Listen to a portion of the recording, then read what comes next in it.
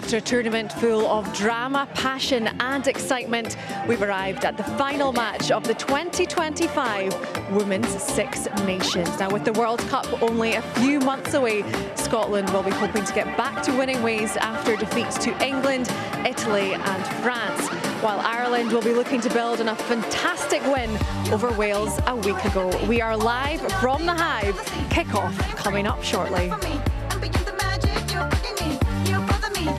Yes, welcome to the Hive Stadium for Scotland's final round of the 2025 Women's Six Nations. They have won one and lost three in the tournament so far. So can they pick up some all-important points against the Irish this afternoon? Here to discuss it all is former Scotland international Lisa Martin. Lisa, can you please tell us how big is this afternoon for both Scotland and Ireland? I think it's massive for both squads. Obviously, both have been very vocal from the start for their expectations of the Six Nations. You would say that Ireland have probably lived up to their expectations for Scotland. They were aiming for 3 home victories and it's not been the case. So I think this game here is going to be key for both squads to see if their Six Nations has been deemed successful or not. Well, Scotland have a lot of work to do this afternoon to get things back on track. But before we get to kick-off, let's hear from both head coaches. Brian Eason and Scott Beeman have been speaking to our reporter, Andy Burke. Brian, I know it's not been the Six Nations you would have wanted in terms of results, but how important today to finish off with a big performance here? Yeah, that's been the focus all week. As soon as we finished England, we reviewed Sunday morning, finished it off down there, flew back up, and then it's been focused on Ireland this week. So that's been basically it. Cup final week, the focus around that, kind of everybody all in, understanding what we need to do to win this game. What are you expecting from Ireland? They seem to be a team that's tracking in the right direction at the moment. They are, and they've got some really good individuals, some real good individuals that can hurt us, but also a very physical side, some real good ball carriers in there that we understand what to go after. So yeah, we know it's going to be a physical task for us. We've gone, as you've seen from the team, we've gone physical as well, so we'll fight fire with fire. How big a test awaits you in Scotland? Games between these two teams have been pretty tight in recent years. Yeah, they have, and look, you go back to last year where it was pretty nip and tuck. They've a relatively stable coaching group, relatively stable playing group, so they've probably had a bit of time together sort of before us, which may be an advantage to them really, but we've been sort of trying to make sort of performance gains in our own game model, our own identity, so we think we're further ahead than we were last year. We think we've got some things that can cause us some problems, so looking forward to another cracking game out there today. You spoke about what a huge year it is for women's rugby. What would it mean to you and the team to round off the Six Nations with a victory heading into that World Cup? Look, really important. The rivalry within Six Nations is fierce. We want to cement that third place. We come out of it with games, early doors against the France where we didn't convert and we didn't get the result that we were after. So there's a stack of learnings that we'll take from this, but completing this third away win is going to be important. We'll go after the performance first. We've got a couple of players who are unavailable to us today, but we need to learn to perform and win without them. So look, it's another layer to us. We've got the group that's more than capable of doing it. Just looking forward to getting on with it now. So looking at the table, Lisa, Scotland currently sitting in 5th, Ireland in 3rd. Scotland is really not where they want to be, is it? No, definitely not. Like we said before, they were aiming for 3 home victories here and they'd be hoping to be pushing Ireland up at the 3rd point in that table. But finding themselves down in 5th, it's going to be a whole different struggle for these guys to kick on and see if they can challenge for that 4th spot. And they're really after that shock against Italy. Yeah, it was a massive shock. I think they went in with such confidence the way they played against Wales and obviously come up against an Italy team that were very fired up for it and they just weren't able to pack any punches and finish off that game. When you look at Scotland versus Ireland, scores have been very tight in the past. I mean, 2024, Ireland beat Scotland 15 points to 12. 2023, Scotland beat Ireland here in Edinburgh 36-10. We did that game. What a brilliant afternoon for Scotland. They know that they can beat this Irish team. What do they need to do to get that victory today? I think the first 10 minutes is going to be massively key. If these guys can start in a positive way, whether that be through the first score or whether that could be putting pressure on Ireland and preventing them from playing the quick tempo rugby they're looking at, I think that'll be a massive positive for them to start with, and hopefully they can kick on with that, and we can redo those scores of 36-10 again. Well, who can Scotland look for today? Who's impressed you so far in this tournament? Oh, there's been a few people across the board. I think you look at Evie Gallagher. She's at points carried this team with her turnovers at key and critical moments. Lisa Thompson's really excelled and stepped into that senior role now, and has played some really, really mature rugby. But I think you've got to look at Emma Orr. She's been the key for a lot of really good moments for Scotland. How important is she in that pace that she brings to this side? I think it's massively important. I think we've seen since her breakthrough year that she's got such great playmaking abilities and prowess, but also a lot of her stuff this year has come from her ability to defend really well in what is notoriously a very difficult position at 13. And Scotland will be glad. She's the one, she's got on the scoreboard, she scores 2 tries in the tournament so far. They'll be looking a lot more of that too today, won't they? Definitely, whether that be through herself or whether that be through her abilities to create spaces and opportunities for others. Scotland have got a really good back three, and I want to see Emma Orr put these guys into spaces, and you never know, she might get a second touch and get a third try from this tournament. What about this Irish team? Who does Scotland need to look out for? Well, I think Brian said it earlier, there's a lot of physical carriers in that team. You look at Aoife Dalton out here, you've got a lot of the Sevens girls, but Linda Dugang has been going about her business so quietly, but has had such great impacts across the board. And for someone like Linda Dugang, she is so powerful. How do Scotland deal with her today? Well, I think they've just got to prevent her getting ball, or defensively just get up in her face so that she can't have an opportunity to get that power in there. And I think it's not just her open play work that's been really exceptional and her try scoring ability, it's her work in the scrum as well. So Leah Bartlett at loose head today is going to have a real challenge there to try and get an edge over her at scrum time. And no Aoife Waters for Ireland. How can Scotland capitalise on that?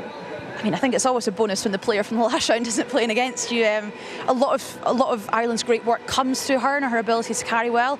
But I think, as much as they can breathe a sigh of relief that she isn't there, there's plenty of other girls that are more than happy to step up to the plate and take on those opportunities and chances.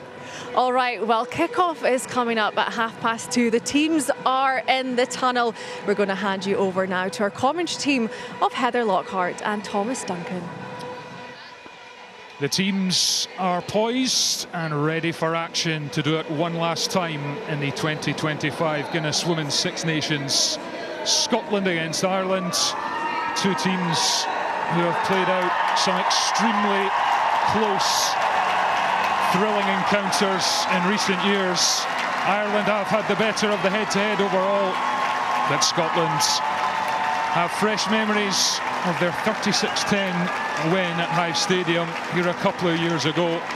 Can they draw on that as they look to earn a second win in the Six Nations Championship? Ireland going for 3 from 5 and third place, which is all but secure given they have a 92-point advantage over Italy in the points difference stakes. They will want to finish strongly with a victory to cement thirds as we prepare here at the Hive for the national anthems, and it will be Ireland's first of all, followed by Flower of Scotland's.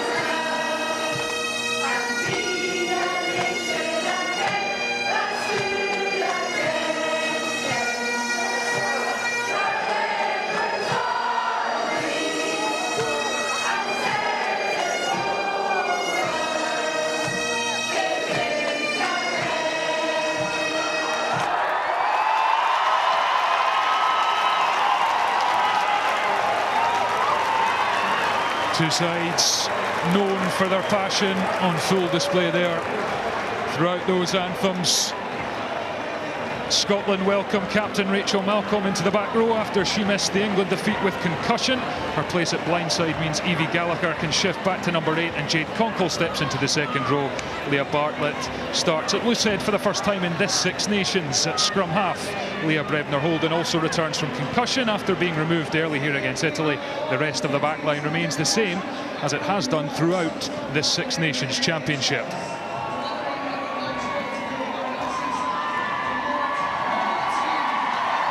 Well, Ireland are without arguably their standout performer of the Six Nations, Aoife Wafer, due to a knee issue. That means Dorothy Wall goes from the second to back row and Brittany Hogan wears number 8. Fiona Tuitt is installed in the second row and Niamh O'Dowd is fit again at loosehead prop. There's a debut at fullback for Munster's Aoife Corrie and a first Six Nations start on the wing for another of Ireland's 7 specialists, Vicky Elms-Kinlan.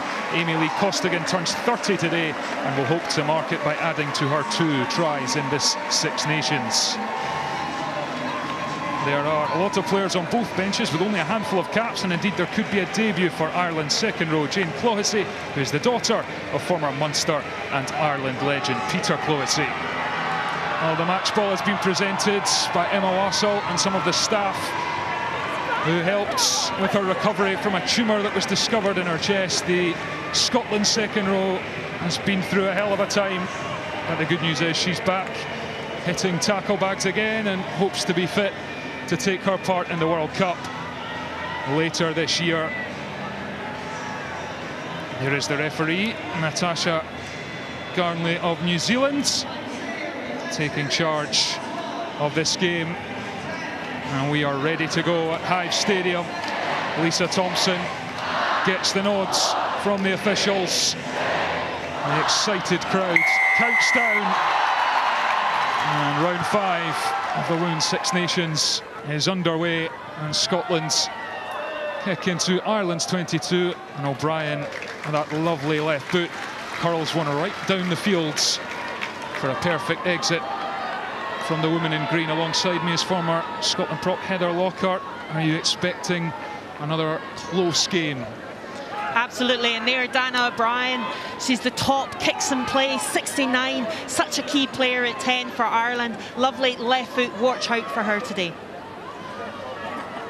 Yeah, perfect connection, the first kick, as Malcolm, the returning captain, takes that one, and McLachlan moves it, and Scotland are on the front foot, and Emma Orr crashes it up, but the ball is lost forwards, and Ireland are all over it like a rash on the deck.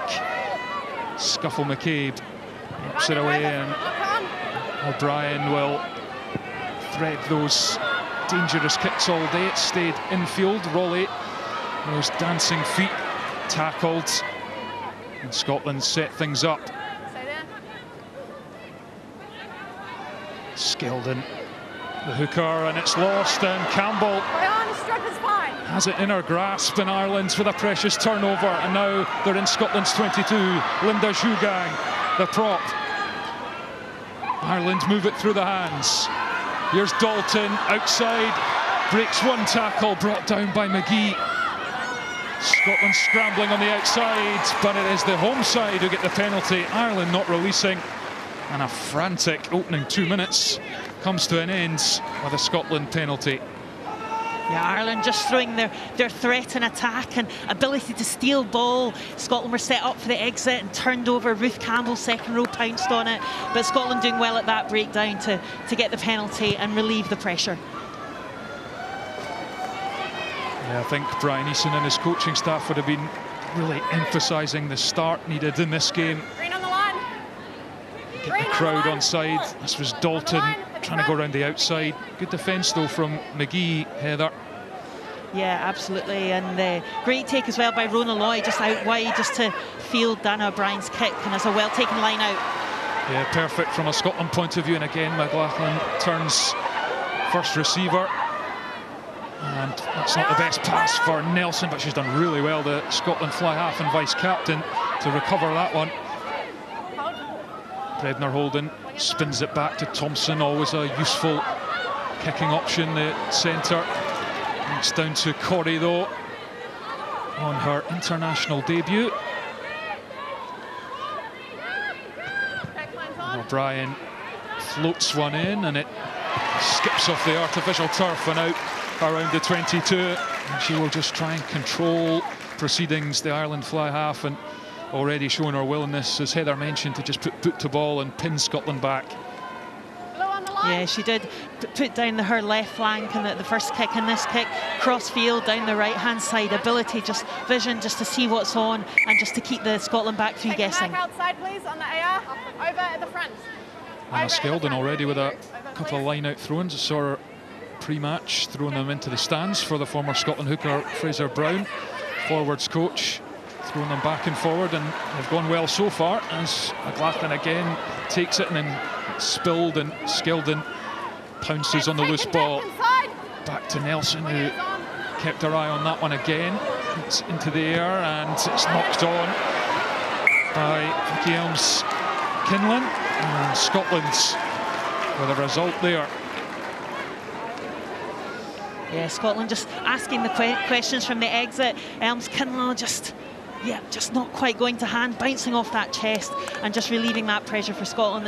It's Elms-Kinlan first start, so she'll just want to calm it down a bit. Both sides, it's just, you can feel the atmosphere here, both sides testing each other out, and there's been turnovers and the refs talking. Yeah, it's been frantic. Scotland were targeting 3 home wins in the Six Nations. Real sore one losing to Italy here a few weeks ago. Desperate to make amends, while Ireland have been going from strength to strength really since that nadir of the 2023 Six Nations, where they lost all 5 games, finished rock bottom. It was a bit of a crisis in Irish rugby, but Scott Wayman, the former England assistant coach, has come in and made a real difference over the last 2 campaigns. A magnificent win in WXV in the autumn against New Zealand, and they've put in a couple of barnstorming performances in brushing aside the Italians in Wales last week, putting up almighty resistance as well against France and England for long periods, as this scrum is reset. I think it goes back even further. They failed to qualify for the last World Cup, so now they're just on this upward trajectory, sitting in 5th world rankings, Scotland in 7th. Yeah, it was Scotland who won that World Cup qualifier and a last-minute try and conversion.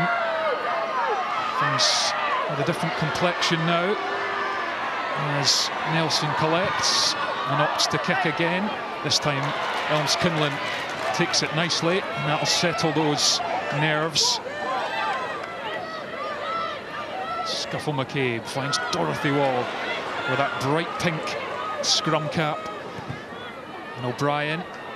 A real kick battle going on between the 2 teams at the moment, and Nelson will return this. O'Brien tries to turn footballer for a second there and take that out the air, but unable to.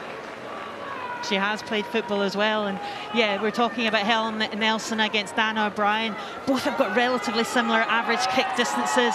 33 for Helen Nelson and 32 for Dana O'Brien. But Dana O'Brien's obviously had more kicks, 69 to Helen Nelson's 48. But a really interesting kick contest. You're always on point, I should say, Heather, with your statistics. Great insight, and Scotland have set up here, but it is Ireland ball. As we see here, did miss O'Brien altogether. Niamh Jones, the diminutive Ireland hooker, but boy does she pack a punch. Top tackler for Ireland, made all 51 in this championship. Quite something. No front row has made more, as she also finds Campbell in the line out. A woman of many talents, and here comes the first Irish maul as they try and get themselves into Scotland territory. Told to use it. And Scotland have disrupted, and Gallagher tries to force it onto Skeldon, knock-on advantage, and now Ireland look to play. Campbell up to the 10-metre line.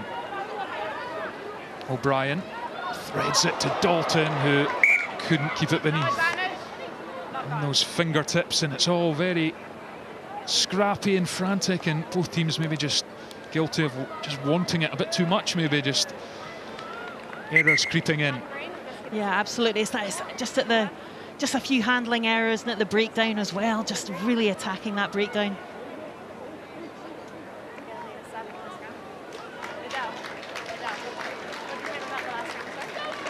And we've already got an early change here. Sive McGrath is on in the front row for Nevo Dowd.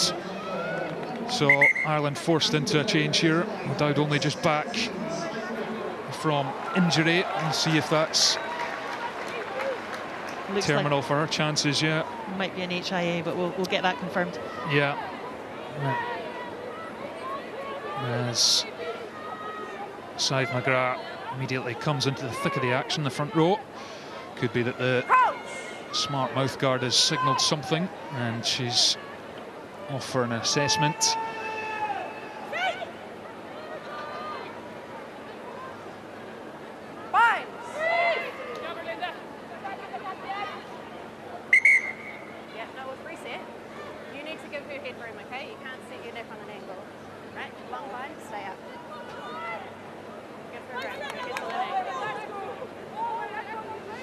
Your area of expertise, Heather?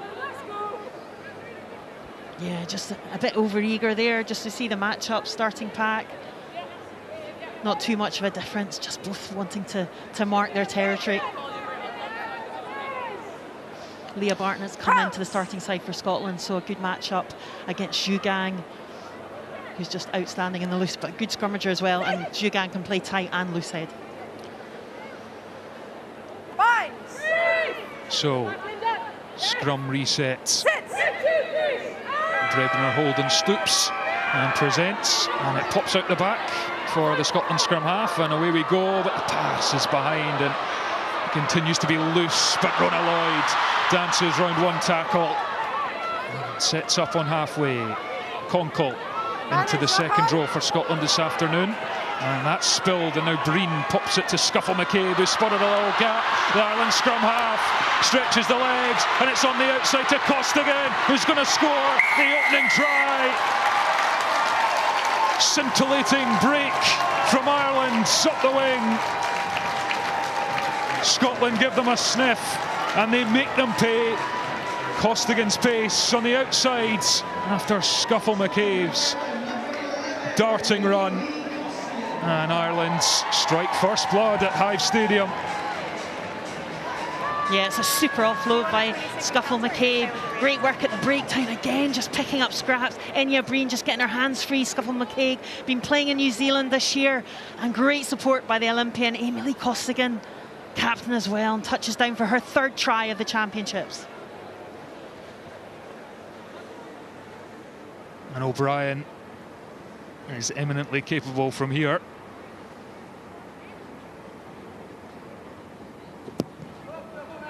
Bends it in with a left boot. Beautifully struck. Perfection with a boot from Dana O'Brien after this try. Amy Lee Costigan on her 30th birthday. What a way to mark it. And Ireland lead Scotland by 7 points after 11 minutes in Edinburgh.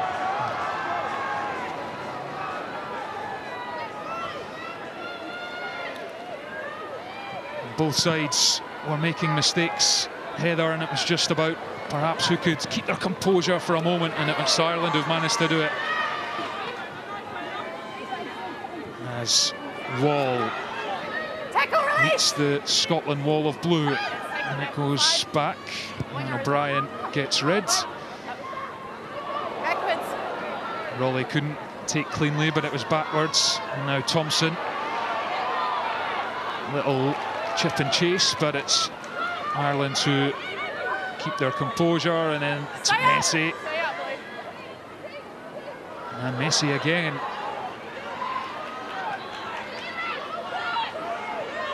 Scotland trying to disrupt in the tackle, hold things up.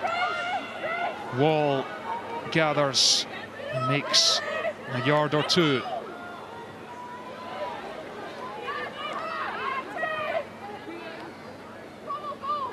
Slower ball here for Ireland. And Scotland, every time they've Managed to get their mitts on the ball. They've coughed it up, and Ireland just keeping it for a few phases here. O'Brien asks for it, gets it. And Scotland's again trying to hold up, but there is the tackle complete now. Scuffle McCabe, O'Brien, and that looks like it's... I thought it was heading out for a moment there, but it just stayed in field. Keep going, Luke, keep going! Nelson sends it back. O'Brien thought about the kick again. Here's Corey.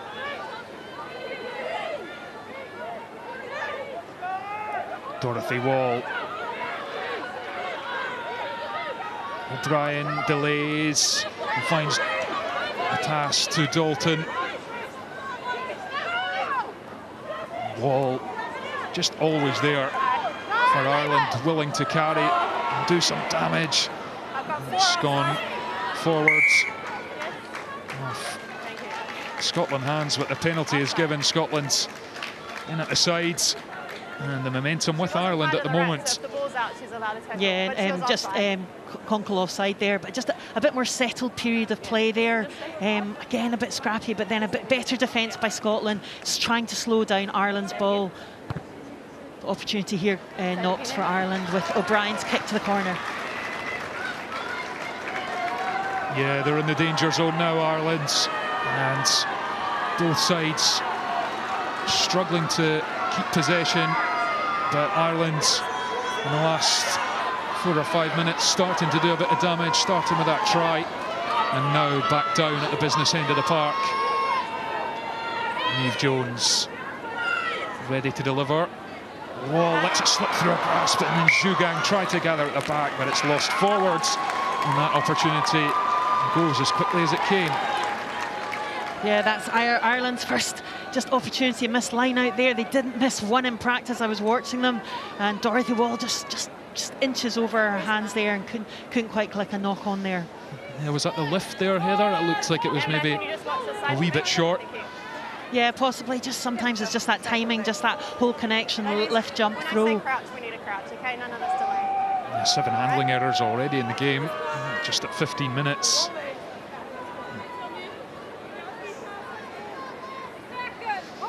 Yeah, it's 4 for Scotland, 3 for Ireland, just both sides just wanting to tidy it up. Ireland with that possession of 66. Scotland be looking just to retain possession, especially at that breakdown. Yeah, 66% of possession. Ireland on top in Edinburgh. Scotland need a steady scrum here. And Ireland's getting a shove on, and then Scotland do well. A really competitive shove that from both sides as Thompson stays on her feet and drives Scotland out to the 22.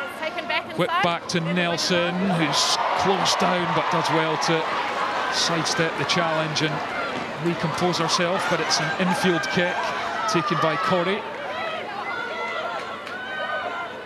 And Ireland's back on Scotland's 10, stabs one through, and they'll take that.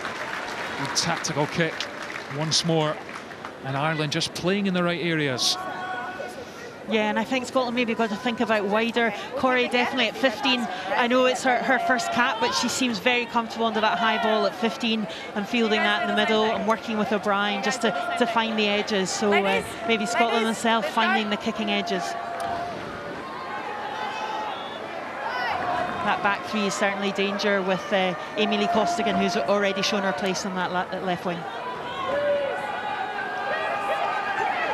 Both teams with plenty of pace out wide as Sarah Bonner collects that, and Conkle with a big carry. Nelson again choosing to keep it infield. It bobbles rather awkwardly, but Corey takes, and now it's Elms-Kinlan. Tackle, let it go. Clark tried to hold up initially. Niamh Jones. O'Brien, flat pass for Dalton. Tried to squeeze through a gap, but McGee was onto her. Zhugang. Cameroonian-born prop. A totem for Ireland. Scuffle McCabe. Finds Thompson though. Luke, keep going. That's a good kick from Thompson. And it was not gathered by Corey. And Scotland's managing to force Ireland back into their own half for the first time in a while. Yeah, really good option there by Lisa Thompson. We were just talking about kicking to the edges, just making that back three of Ireland's work a bit harder. And there, the error just came from Corey there. Just a difficult one for her.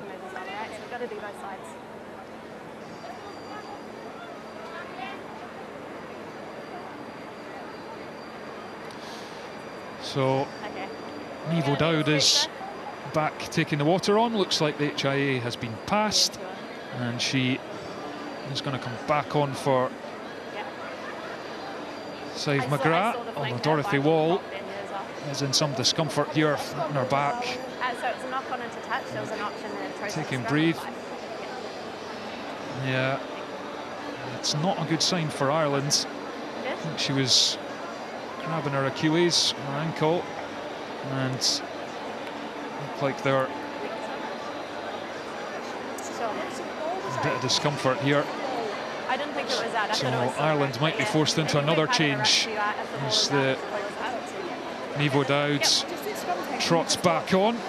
Sive McGrath is done for now. I'm sure we'll see her again later.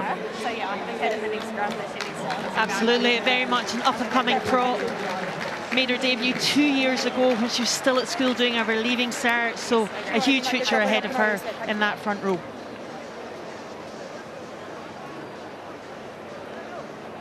You can just see Dorothy Wall going down, and then she's holding potentially her Achilles, which would not be a good one, and you hope that it's okay because she is such a quality player, big player for Ireland, and never mind this game, you hope in terms of World Cup later in the year there's nothing too serious. Absolutely. She's getting the best attention there, and we wish her all the best. For extra teeth this year from Munster, and there Enya Breen just checking in on her. Yeah, so Claire Bowles is on. Railway Union and Munster back rower replaces Dorothy Wall. The good news for Ireland is they do have good depth in the back row. Of course, Miss Anifa Wafer today, she's sat in the stand along from us, and Erin King as well is going to miss this championship and the World Cup. They've played such a big part in recent times, but Claire Bowles is on. But that is a blow for Ireland, because Dorothy Wall, we've already seen in the opening 15 minutes how much ball carrying she does. Superb ball carrier. She gives the thumbs up, and super try scorer this championships as well, 3, and real line-out operator, the top line-out operator for Ireland. So very best wishes, Dorothy. Yeah, we wish her a speedy recovery. Nice to see her sitting up and applauded off by all the fans here at Hive Stadium. And on we go with this scrum. Ireland with the one-score lead. Emily Costigan's try, the difference between the sides. Okay, it's all right, they're going to take one out. Knock on into touch. Yeah. 7 in, guys. Scotland opting for the line out. 4 out of 4 so far. It's going well. Skeldon releases, and it falls kindly for Brebner Holden. Now Nelson, Thompson. Nelson looks round the back. Rowley met in the line, but burrows away and gets marching forwards. So hard to pin down the Scotland fullback. Now it's Malcolm, the captain. Nelson, Ireland rush up, and Scotland move it wide, but McLachlan stumbled and it runs into touch. It just feels like Scotland struggling to get anything going at the moment. Ireland's defence up quickly, Heather. Yeah, we know about Ireland's defence there under Hugh Hogan, just works so hard. But that was a much better passage of play there by Scotland. The line out was good, and then going out wide, Chloe Rowley getting her hands on the ball. That's what we want to see in terms of Scottish attack. Jones throws in, it's away, and Ireland on the gain line.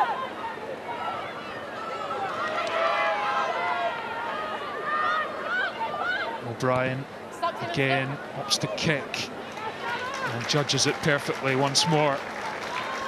Just effortless from the Ireland fly half. It's the way she splits it. She just keeps that back three guessing whether it's going to go into the right-hand corner or the left-hand corner.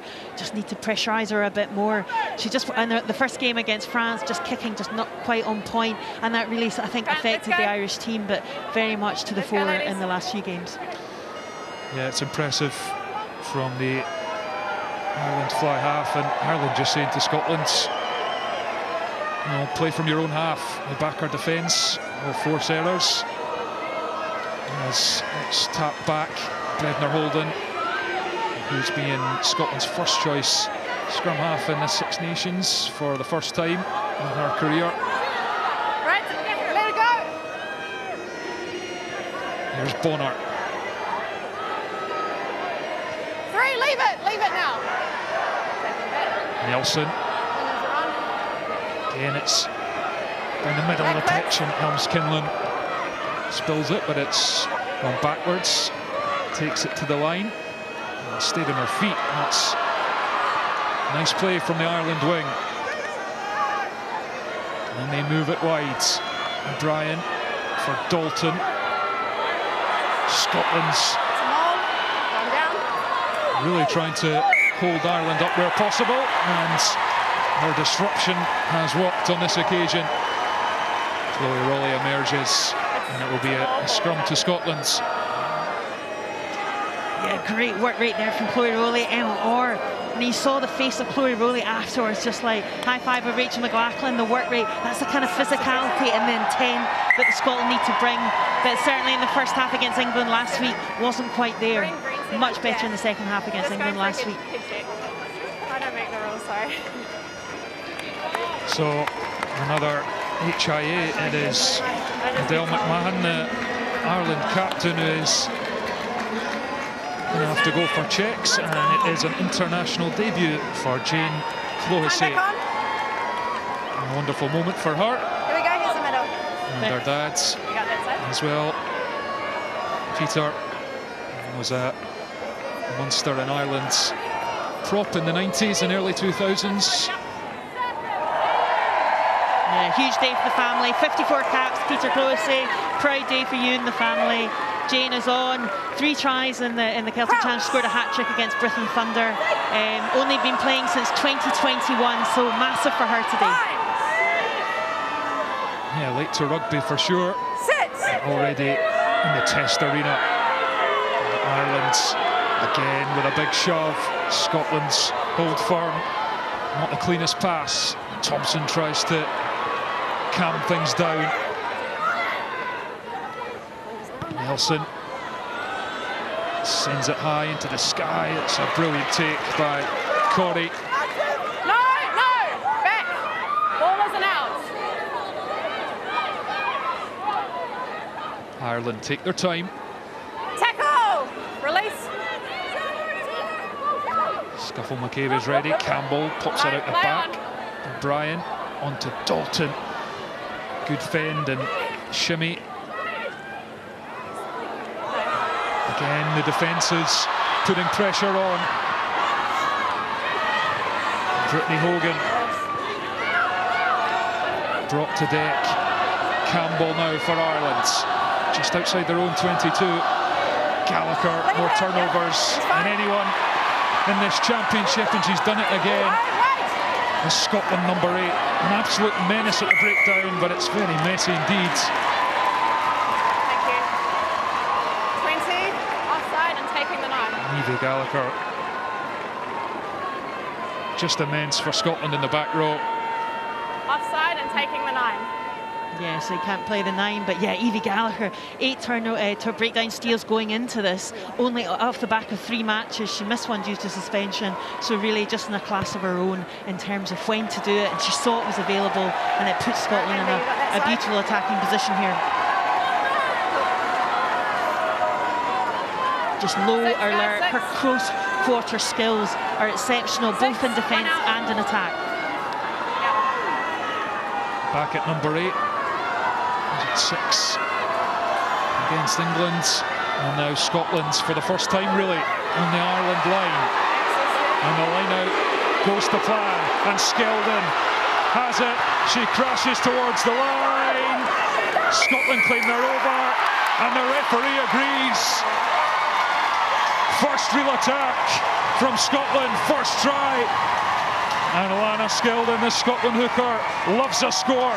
Her 19th in the dark blue of Scotland, and crucially it narrows the gap to 2 with a conversion to come, and it's game on once more. 100% line out take so far. Sarah Bonner, excellent throw, excellent jump, excellent execution, and fantastic finish by Lana Skeldon, the hooker, of which she started. Absolutely outstanding. First try of the championships for her. Clinical stuff from Scotland. Efficient stuff from Scotland. Force the error, penalty, line out, Maul try. And now Helen Nelson will try to add the extra. She's 8 from 11 so far. And that one is skewed wide of the upright, so Ireland still hold the advantage. And that's Scotland feeling an awful lot better about themselves after that try from Lana Skeldon. That said it all. Scotland know they're targeting 3 home wins, they can't do that, but can they psychologically adapt, turn their brains around and get 2 from 3? And Ireland obviously going for 3 for 3 from the first time, 3 away wins, the first time since 2017. Yeah, given their huge points difference advantage over Italy, even defeat here, Ireland would likely finish 3rd. Scotland could finish 4th, or they could finish bottom, depending on what happens here, and of course in Parma tomorrow when Italy host Wales.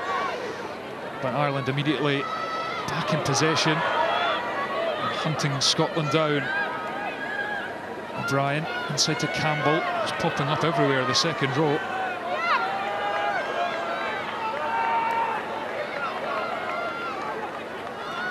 O'Brien, Niamh Jones.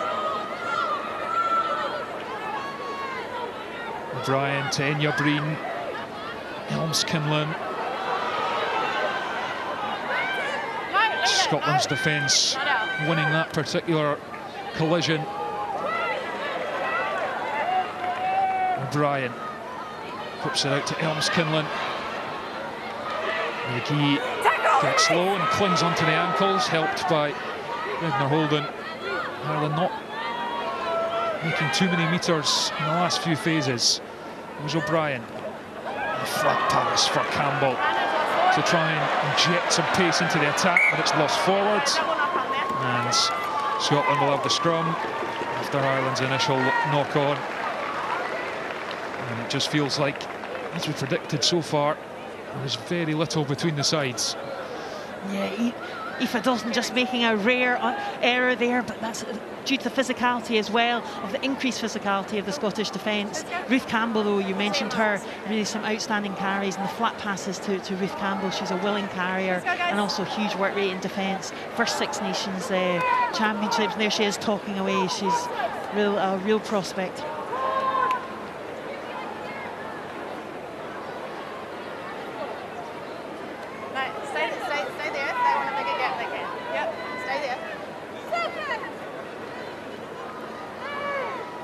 So Scotland scrum, Crouch.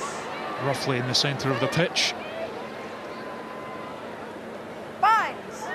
Nelson is poised Sit. as the forwards pack down. Nothing to choose in that department so far between the two packs. Nelson booms it with the right boot, and it sits up on the artificial surface, and Costigan gathers. Scotland's chase is decent, and Breen is on the short side, but Scuffle McCabe keeps on the ball. Campbell again has some help, has a lot of help. The cavalry arrived.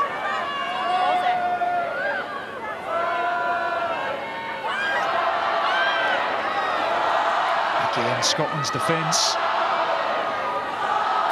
with an edge to it. As Campbell once more trucks it up. Gallagher was in there.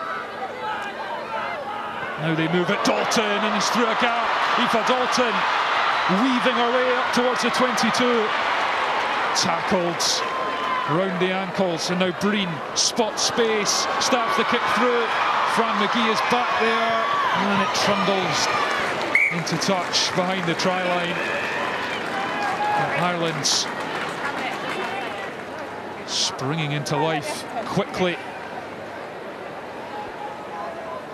Absolute threat, Aoife Dalton. She's just receiving some treatment at the moment, but player of the match against Italy, and a real live wire, up and coming, and yeah, it's been ever present. The only one that's played along with Amy Lee Costigan every minute of this championship. So the two of them invaluable to Ireland, but just receiving some treatment at the moment for her break. She just looks so dangerous. It's really hard to contain at that 13. Yeah, and the concern for Ireland is having already lost Dorothy Wall, their captain, for an HIA as well, as Aoife Dalton is getting some treatment. She's rolled an ankle or something there as she was tackled. Have a look. Yeah, that looks nasty header. Just her foot gets caught underneath her, and that one is one that you could maybe run off, perhaps. Just don't know how bad it is. Always looks worse in slow motion, of course. It was just the angle where Chloe Rowley was coming across her and just checking her runs, so they're just trying to do some running repairs there. Well, Aoife Dalton is back on her feet. The 21-year-olds. Who's your captain now? Who's your captain? The front row? As many of the players on this pitch for Ireland, 33 out of 40 of them played in the Celtic Challenge, and Aoife Dalton absolutely a star in the Celtic Challenge. Wolfhounds were first and Clovers were second, the two Irish teams in the cross-border competition. Well, she's got some strapping on that ankle, and all Warriors out here. Continues for now. Scotland's restart and Ireland's return. Jones for Scuffle McCabe. Now for Inya Breen, who scored a last-minute try and nailed the conversion a couple of years ago in Belfast to break Scottish hearts. There often is late drama when these sides meet. Great pick-up. Clohessy is brilliant there. It's a big fend by Hogan. O'Brien. Dalton, first test of that ankle.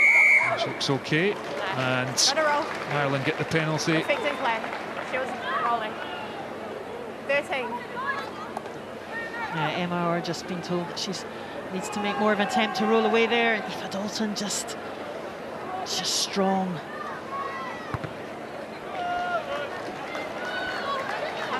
Kick to touch takes Ireland up to the 22 as they look to extend their lead. Over. I'm not going to penalise. Inside, please. Blue, inside. Thank you.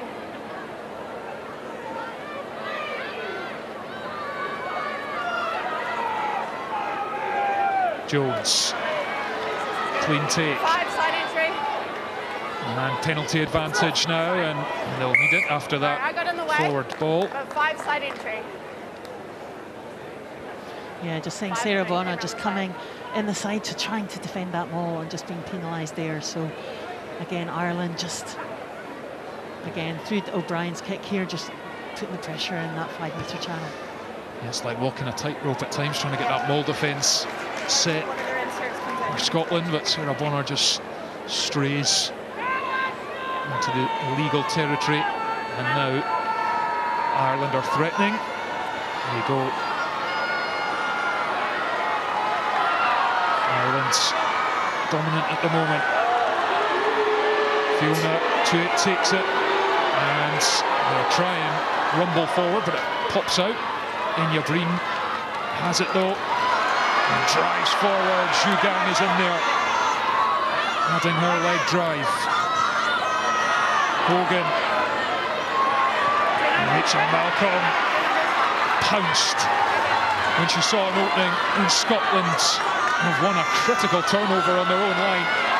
And now can they back it up by exiting here as Ireland swarm around the ruck.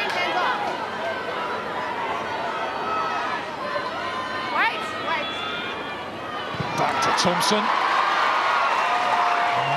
It's a decent enough kick, but doesn't find touch, and Elms Kinlan met by McGee.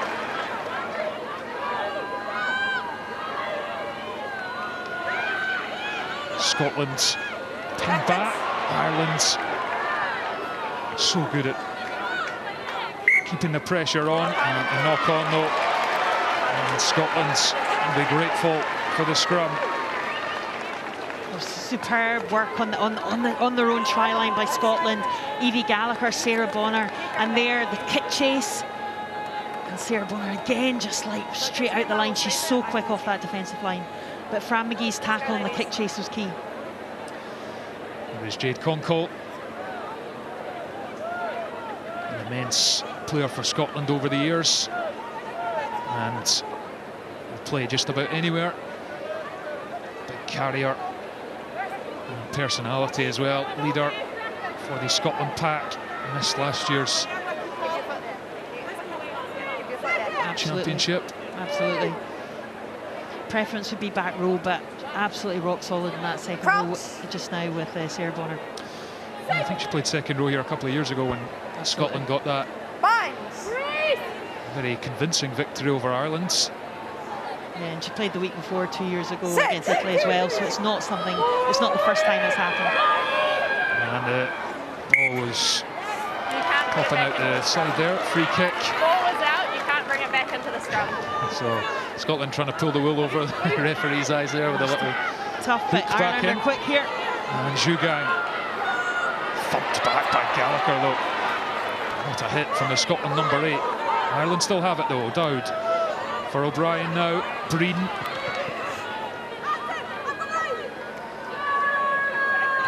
Relatively quick ball as Corey spins and rolls. O'Brien, quick hands to Jugang. Says goodbye to one tackler before she's finally brought to deck.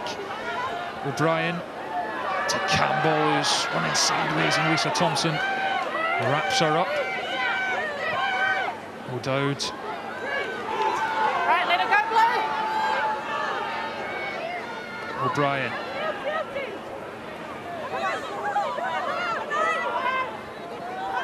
O'Brien assesses her option, gives it to Breen, and then it's a lovely pass, floated out to Amy Lee Costigan. Already got one try. This time shut down in the 5-metre channel. Campbell. Release. Good defence from Nelson. Let it go. Scotland 10. Jugang. Ireland inching up to the 22. O'Brien delayed the pass and then was expecting the run, but it was disrupted, and now Scotland have turned it over. And Raleigh snubs it downfield, but it will be returned by Costigan.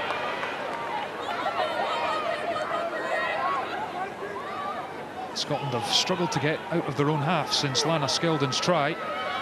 Ireland just hemming them in, forcing them to defend. Dalton. Now it's O'Brien. Out to Brittany Hogan. Away from one. Now it's Elms Kinlan. Steps inside. Gallagher back to make a crucial tackle. Scuffle McCabe to Nevo Dowd, the prop. Stopped 6 metres short. Campbell now, as Ireland set up in the shadow of the Scotland sticks. Aoife Dalton dives forwards. Scuffle McCabe. Ireland so close now. And it is held up. Scotland have done their job. Bodies everywhere. And Scotland desperately tried to prevent Ireland crossing the whitewash, and it was Eliane Clark emerged with the ball there. A huge attacking set of phase there. Elmskirchen coming into her own. Olympian just down that right side and then going through the phases. Cloacy, and Scotland's having to defend so much. Jugan, we talked about her. We know how dangerous she is. But Eliane Clark, 100% tackles last week against England, putting her body right under that ball with help from Emma Orr, Rachel Malcolm and Jay Conkle. Yeah, terrific defence from Scotland, and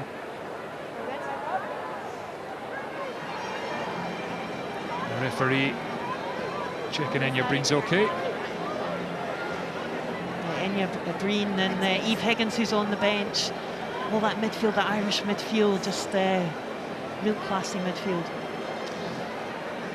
And of course the rule change when you're held up now, of course,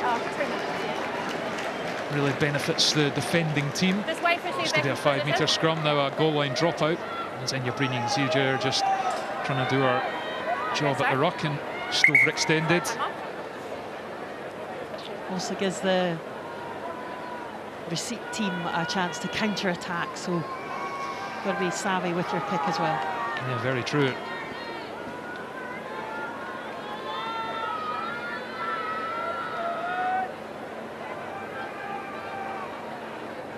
Okay, so push by who, sorry?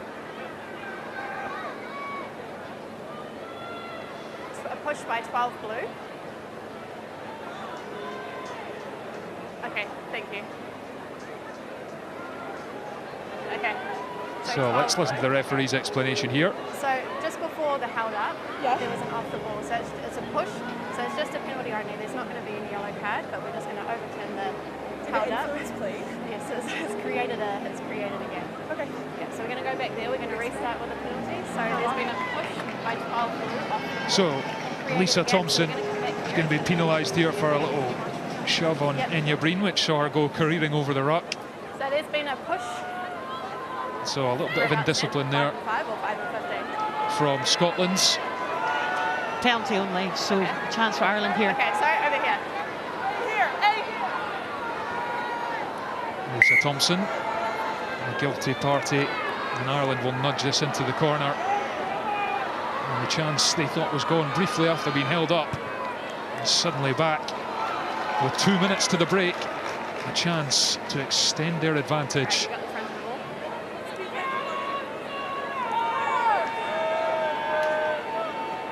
Conkles. Okay. Time off. Got it. Yeah.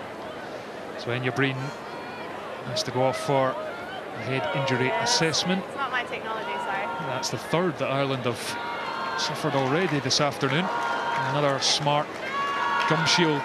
Time on. Yeah. Flagged. Thank you. Back. HIA, and Eve Higgins comes on, who is a fantastic player in her own right. It doesn't exactly weaken Ireland in the midfield, and here they go. Was that the front there? And it's Bowles. Splits the gap, but stopped. Scotland have to defend all over again as Jugan crashes over, and she is held up once more. Well, twice Scotland have held Ireland up over the line, and Lisa Thompson redeems herself for her little indiscretion a few moments ago. And these little moments are just so important at international level.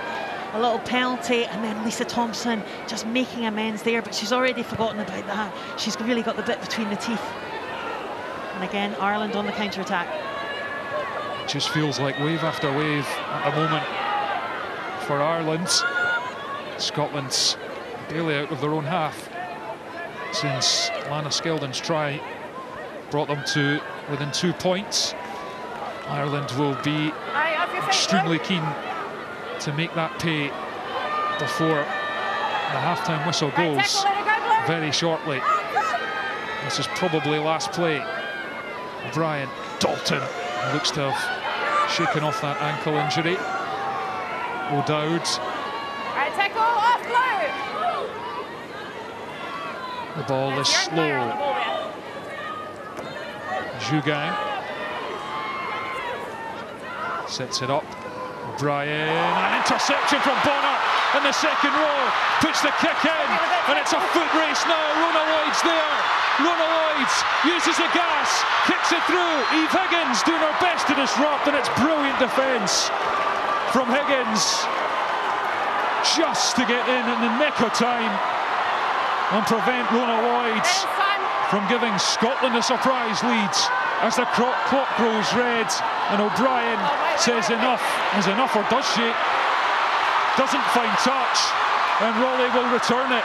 The fullback taken by Hogan.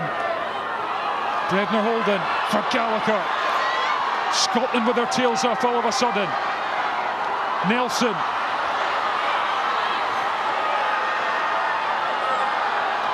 It's quick ball. Scotland outside. McGee's lurking. McLachlan is tackled. The crowds at Hive Stadium roar for Scotland. Ireland have stunted their momentum though. Skeldon places the ball on the turf. Nelson out now. Scotland are over. MR dots down, and Scotland have a surprise lead right on half-time. And it is their star MR who has it. Her third try of the Six Nations, and what a time to get it. They battered down the door, and eventually the space was there for Orr to saunter over. Emma Orr, the absolute amazing try scorer, but what a break by Sarah Bonner to set that up. The kick chase by Rona Lloyd, and the take from the kick from the apparent clearance from Dana O'Brien by Chloe Rowley. Absolutely huge try for Scotland, and a real of their desire to get this win today. And it's a bit of a gut punch for Ireland for all the possession and territory they've had. That they're going to go in at the break trailing. The question is by how much? That one's good from Helen Nelson, and Scotland have a 5-point lead as the teams head for the sheds.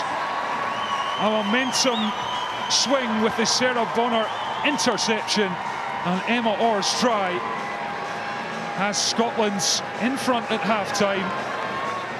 Ireland had taken the lead through Amy Lee Costigan's try up the far side. Skeldon hit back, and it looked as though Ireland were going to be the team in front of the break, but it is Scotland 12, Ireland 7.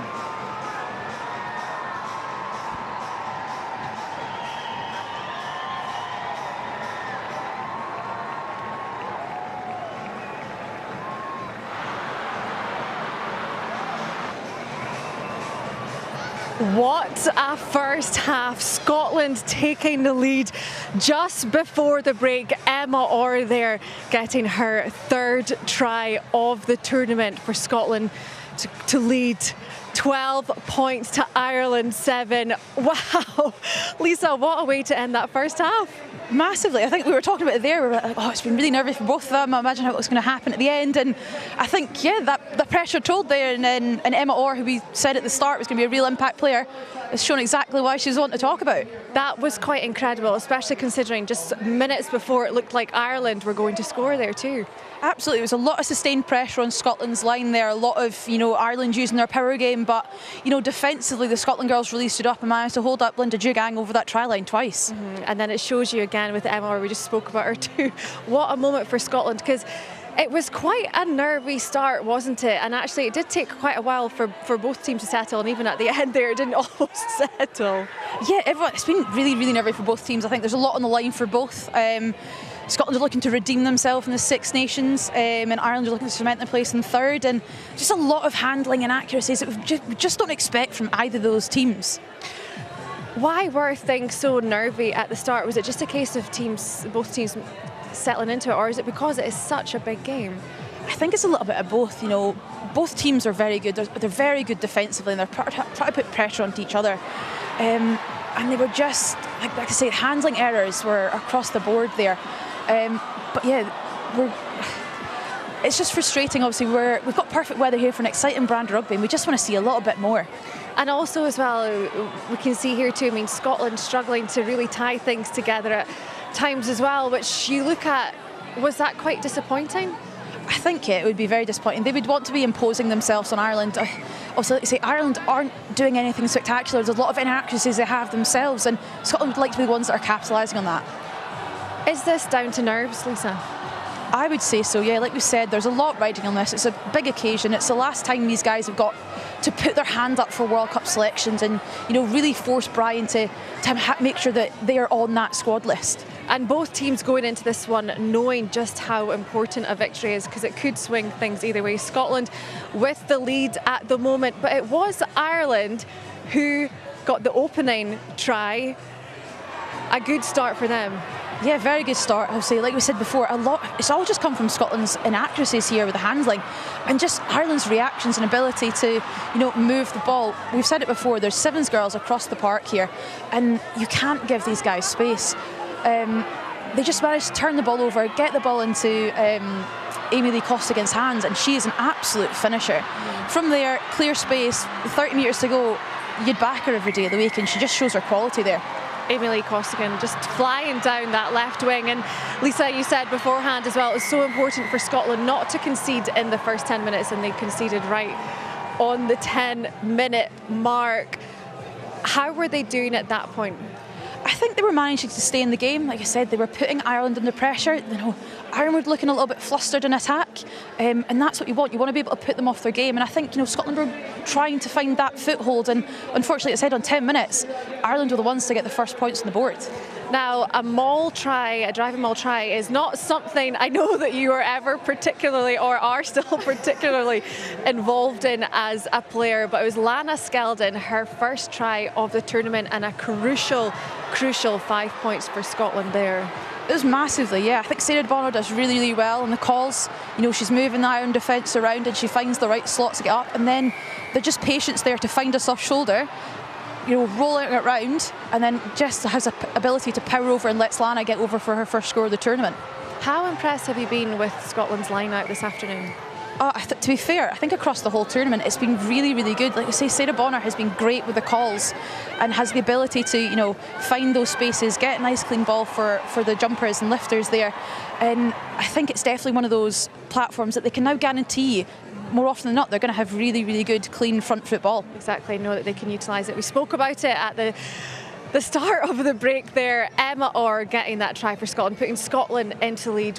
What a moment for her, and what a build-up to that try too, Lisa. Oh my goodness, absolute great intercept by Sarah Bonner that starts all off, you know, giraffe out in the wild, but it's just a lot of patient play there. You know, Ireland had the opportunity, actually a couple of rucks before this, to clear a ball. Everyone heard the ref say, you know, time's up, decision is try and get it out, but no, Scotland managed to keep the ball in, patient play, a lot of deception there, and Emma Orr uses that footwork and just crosses over that line, and like you say, gives Scotland that really important lead going into half-time, and probably more so the confidence as well. Exactly, and that's what they need, and you see that fantastic pace and power from Emma there, and knowing that they need that in the second half, because that first half was exciting. What can you expect from the second half? I can probably expect a lot more of the same, to be fair. Yeah, obviously Ireland have had to be enforced into a couple of changes there, and a couple of big players have been lost, but their bench is more than able to back that up. But I'd like to see Scotland use that confidence that they are and that bit of momentum to take it back into Ireland. We've seen defensively they can really stress them, especially their 9. If we can get in her face, put her off, and have that Ireland attack seem a bit flustered, you know, Dana O'Brien's just going to kick it straight back to us, and we've got a very dangerous back 3 who can take it back and, you know, cause some problems. Well, a fantastic result for Scotland going into the break, and someone who we know would love to be on the pitch today is Scotland international Emma Wassell. She has been in rehabilitation. It's been a really tough year for her, and she spoke to our reporter Tom English all about it.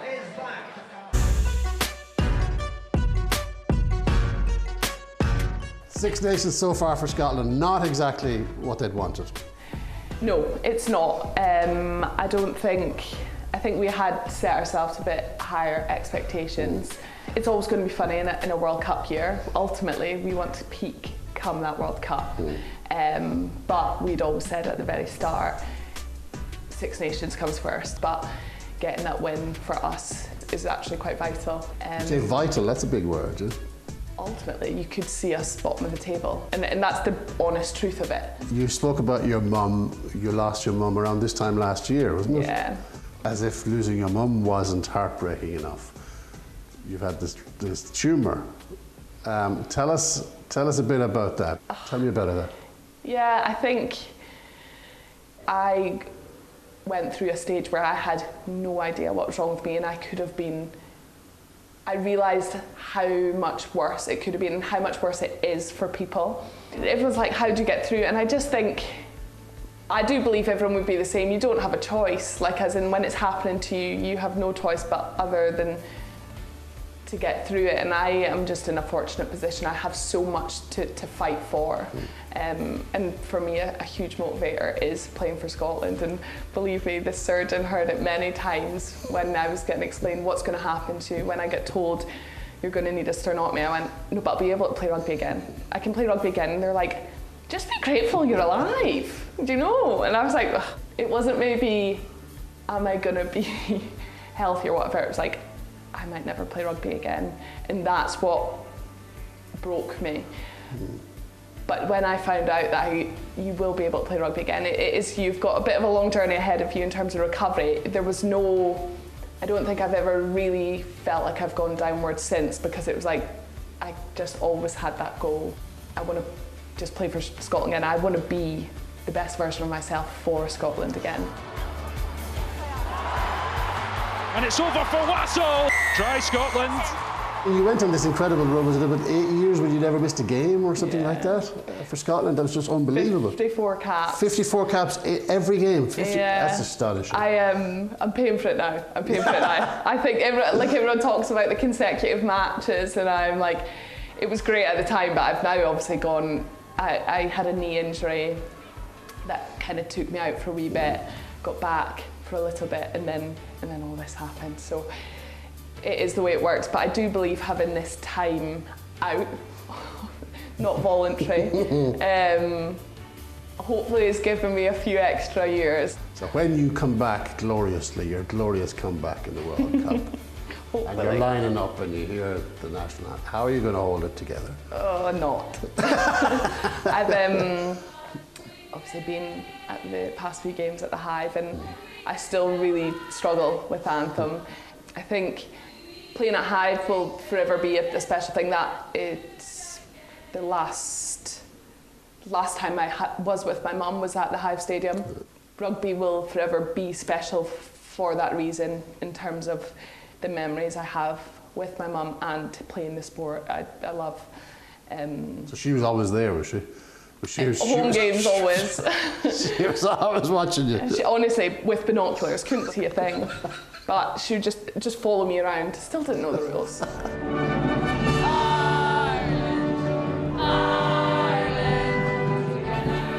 Ireland would be a scalp now, because Ireland have had a very solid win against New Zealand. They've had a solid Six Nations. This is a huge game for them. Huge game. And yeah, as you say, this is our kind of last Six Nations game before you're starting to prepare for a World Cup. You have seen what Ireland have done in terms of beating New Zealand over in Canada last year, which was huge. So ultimately we know what we're competing against, but we have played Ireland so many times, and we absolutely know we can do it. Well, good luck to them at the weekend. Good luck to you. Thank you. More than anything else. It's all about me, isn't it? It is all about you. I hope they realise that it's not about them, it's about you. God, don't they know it? Very good. Oh, Emma, what a player, what a person. She is such an important part of this team, and you cannot believe the year that she's had, and she talks about how important her rugby family has been. I actually listened to the BBC Radio Scotland Rugby podcast, that full interview with Tom English. It is remarkable, her strength, Lisa, isn't it? Seeing her here today. I know, it's just crazy, like, to think all that she has gone through in such a short space of time, and the way that she's been able to smile her way through it and keep going forward. And like you said, she said herself, she's got so much to fight for, and her desire and want to be back on this pitch with this squad going towards the World Cup. And we know she is so desperate to be back out there with Scotland. from her fight, her determination, the way she is rehabbed, we'll most likely see her back very soon, won't we? I think so, yeah. It's obviously pretty much unknown for a lot of people in terms of, you know, this sort of a rehab. They've never had to do a rehab from such a thing before, but like you say, the determination she has, the resilience she's shown, you know, everyone is going to be so excited for her to see her back on that pitch when that time is right for her. And as a person as well, I'd just be delighted for her, and I think there's not going to be a dry eye in the house when she's singing that anthem. Exactly. Well, we wish Emma all the best. We cannot wait to see her back in action. Now, there's plenty of sport coming up for you across the BBC this afternoon. After this, you can watch and listen to Open All Mics on BBC Radio Scotland and on the BBC Scotland channel at 4:30.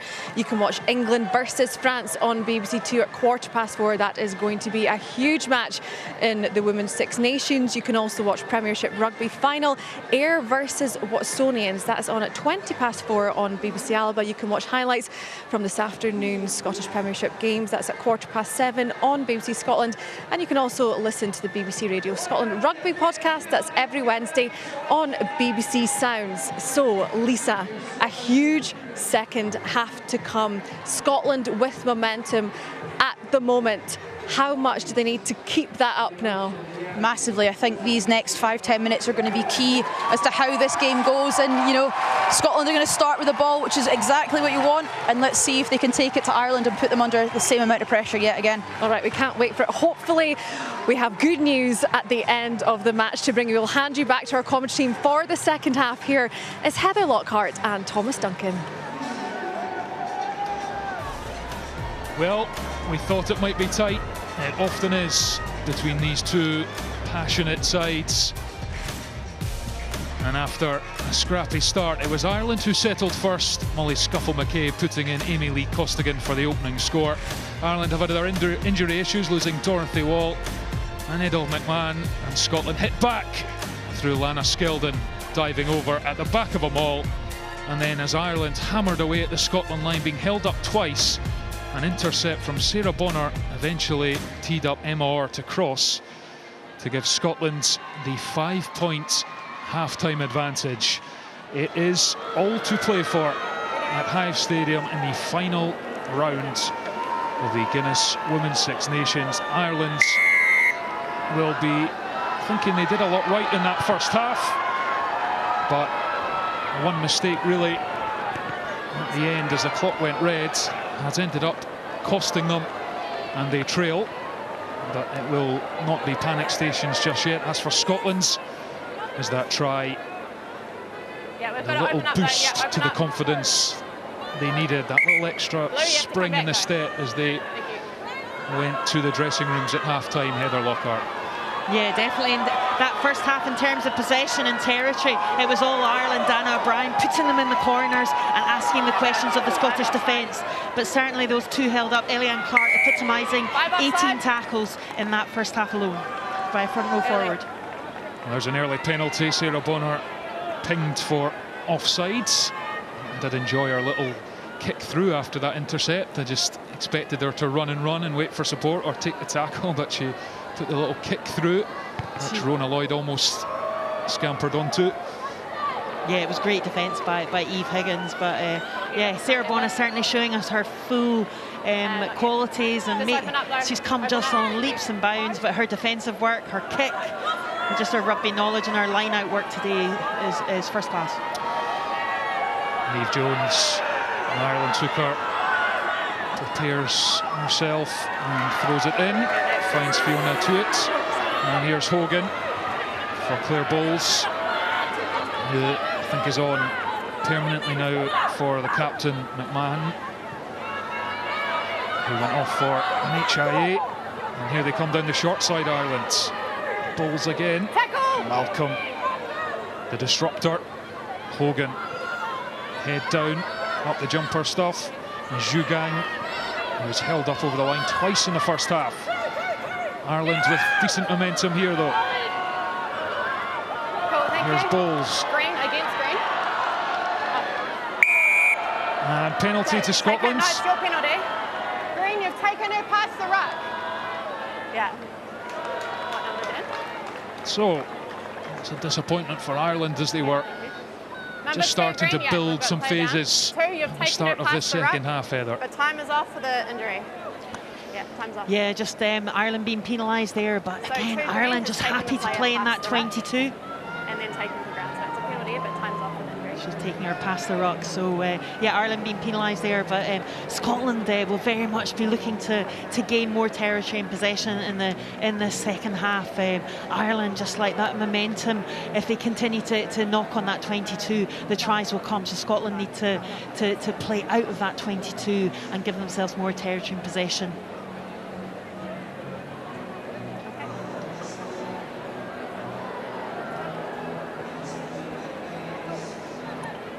So it's a 5-point game still. Number 2 green. Ireland pinged for taking past the ruck. Overzealous as they look to protect the ball. It has been one of the impressive aspects of Ireland's campaign. Their ruck success is the best in the championship before round 5, and up there with England in terms of ruck speed below 3 seconds, which is the gold standard. Yeah, 2.8 seconds, and it was very much evident in that, but it was handling areas at the beginning of the match was coming, but both sides settling down a bit. Well taken by Gallagher, and Skeldon. The ball safely tucked under the rockster. Scotland forced to move it. Strong carry as they look to eke their way further up the pitch, back to Nelson. And it's spilled by Elms-Kinlan, and then they leave it, but the damage has been done. And that's a couple that Vicky Elms-Kinlan has let slip out of her grasp now. Yeah, going into half-time, O'Brien and Nelson's kicks were evens, 9 each there, but just... yeah, maybe just the communication as well with Corey there just needs to be a bit, just obviously both of them starting for the first time today, so playing together, but that's what these games are about as well, in building that depth and being able to play together. Stacey Flood is on the bench and hugely experienced and knows what she can do, and she can come on as well, but it's fantastic that they building that depth in the squads. Yeah, absolutely. Anna McGann as well, left out today, having scored a hat-trick against Italy. Ireland just got good options, especially with so many players who have done well on the Sevens circuit over the years and getting to the Olympics. At times they were missing those players in recent years when it came to the Six Nations. Nice and long. Both of you, here we go. Same mark again. Yeah, obviously Ireland qualified for the Olympics for the first time last year, went to Paris, finished up 8th, GB were 7th, and now the Australia match in September where Ireland won, a big match for them, and they came through and all the Sevens players came back. Erin King, who will no longer make, but shout out to her, she really has left a big impression on this 15s game. Scotland scrum.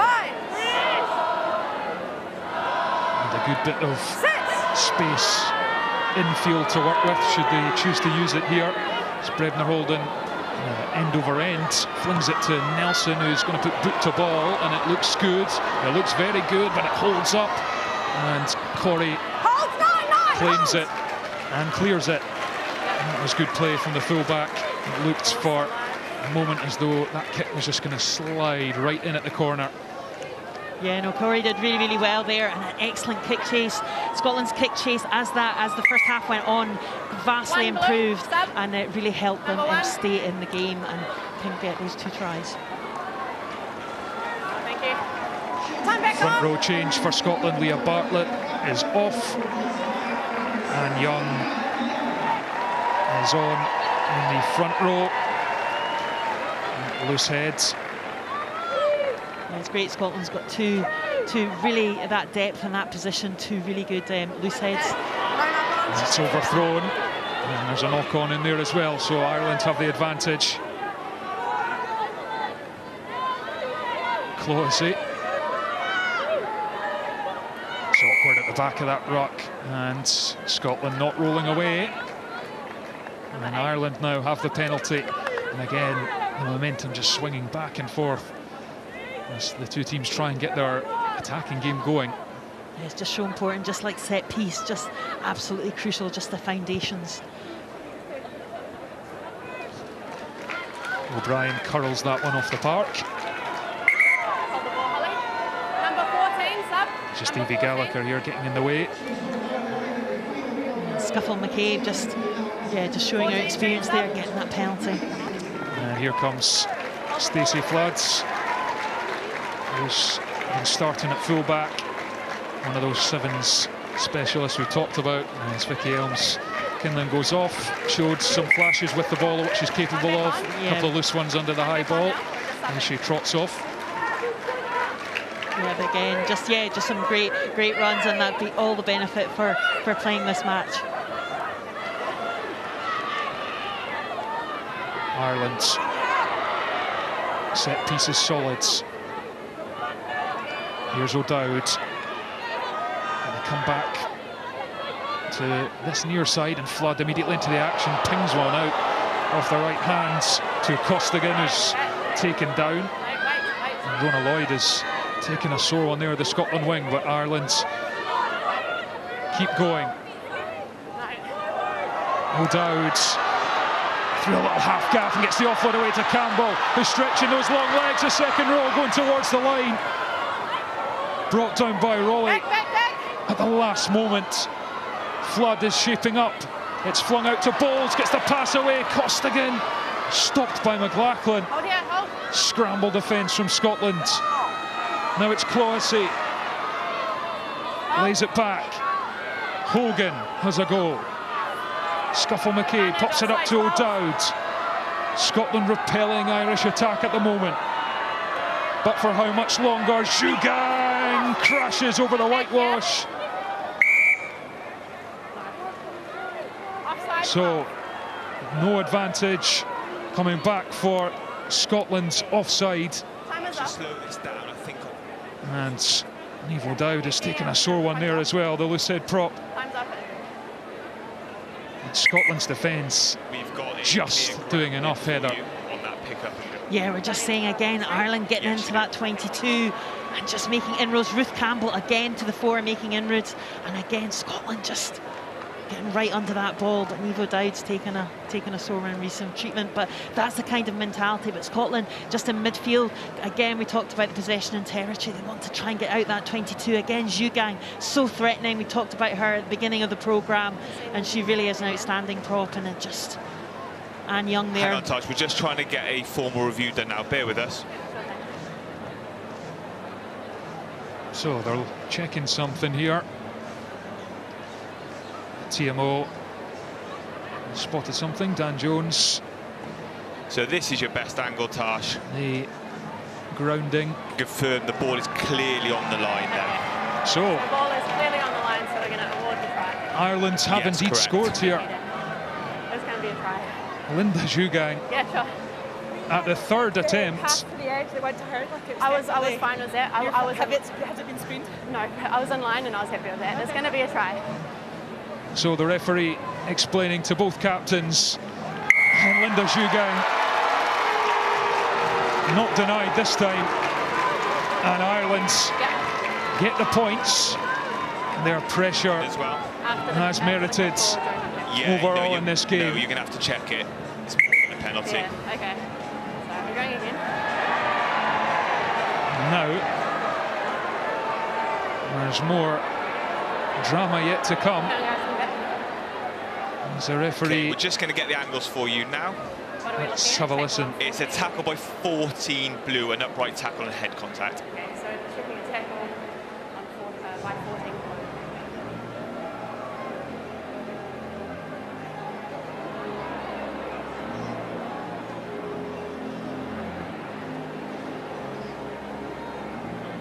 So Rona Lloyd's head contact there. So are we looking at the she came off second best. 14 blue. The tackler, 14 blue. Okay. Is there any head contact? So. Yeah, there is clear head contact. We're just going to get the reverse angle. This is your best angle here. Alright, so we've got head on head there. Alright, so the tackler can be lower, so looking at yellow card from there. You guys see anything different? Alright, 14 blue, Dan? Yes. Okay, so we're going to yellow card 14 blue and So Rona Lloyd's. come back for the kick. All right, cool. Yeah, 14 blue. Is she out for an HIA? Okay, I think so. All right. So we do have direct hand contact there. The tackler can be lower, so it is foul play. So it's going to be a yellow card against 14 blue, and an off-field review. Mitigation there because both of them are going down. That's mitigation. That's why it's yellow. So we'll go for a review, and we go back for a kick. So it's gone from bad to worse for Scotland. Not only have they conceded a try, but Rona Lloyd, who has been substituted for an HIA, has been yellow carded. So Scotland are going to have to go off here. And Lucia Scott. Yeah, it's a bunker review at the moment, so yellow card, and the bunker's got 8 minutes to review it. So Rona Lloyd's was already off. Scotland's down to 14, not allowed to make that change now. And after all that, it is 12 all, with a kick to come from O'Brien. And a rare miss from the Irish fly half from a good position. But Ireland are level, and they have a player advantage for at least the next 10 minutes. And that was a messy few minutes for the officials. But your verdict on that challenge from Rona Lloyd, Heather? Yeah, there was high contact there, so it goes to the bunker, and then they review the level of danger there. But I think there might be some mitigation in terms of where she was coming from, but the bunker will review that. And certainly that was a try from the angle we were given on the review. That was a try by Jugang. Yeah, you could clearly see the grounding on the line. It's a good spot from the TMO and the officials. And Rona Lloyd, yeah, perhaps some mitigation that whether it was Let's pay attention to the mark. Yep, over. the height she was at and the deal of force. Is there a high degree of danger? That's all the things that the bunker official Matteo Liparini will now be assessing as Scotland try and recompose themselves after conceding that try. Green, out of it, green, roll. Ireland's levelling things up. The start to the second half they would have wanted, sitting in the dressing room, and now Flood trying to find a gap that is caught flush by Konko and the rest.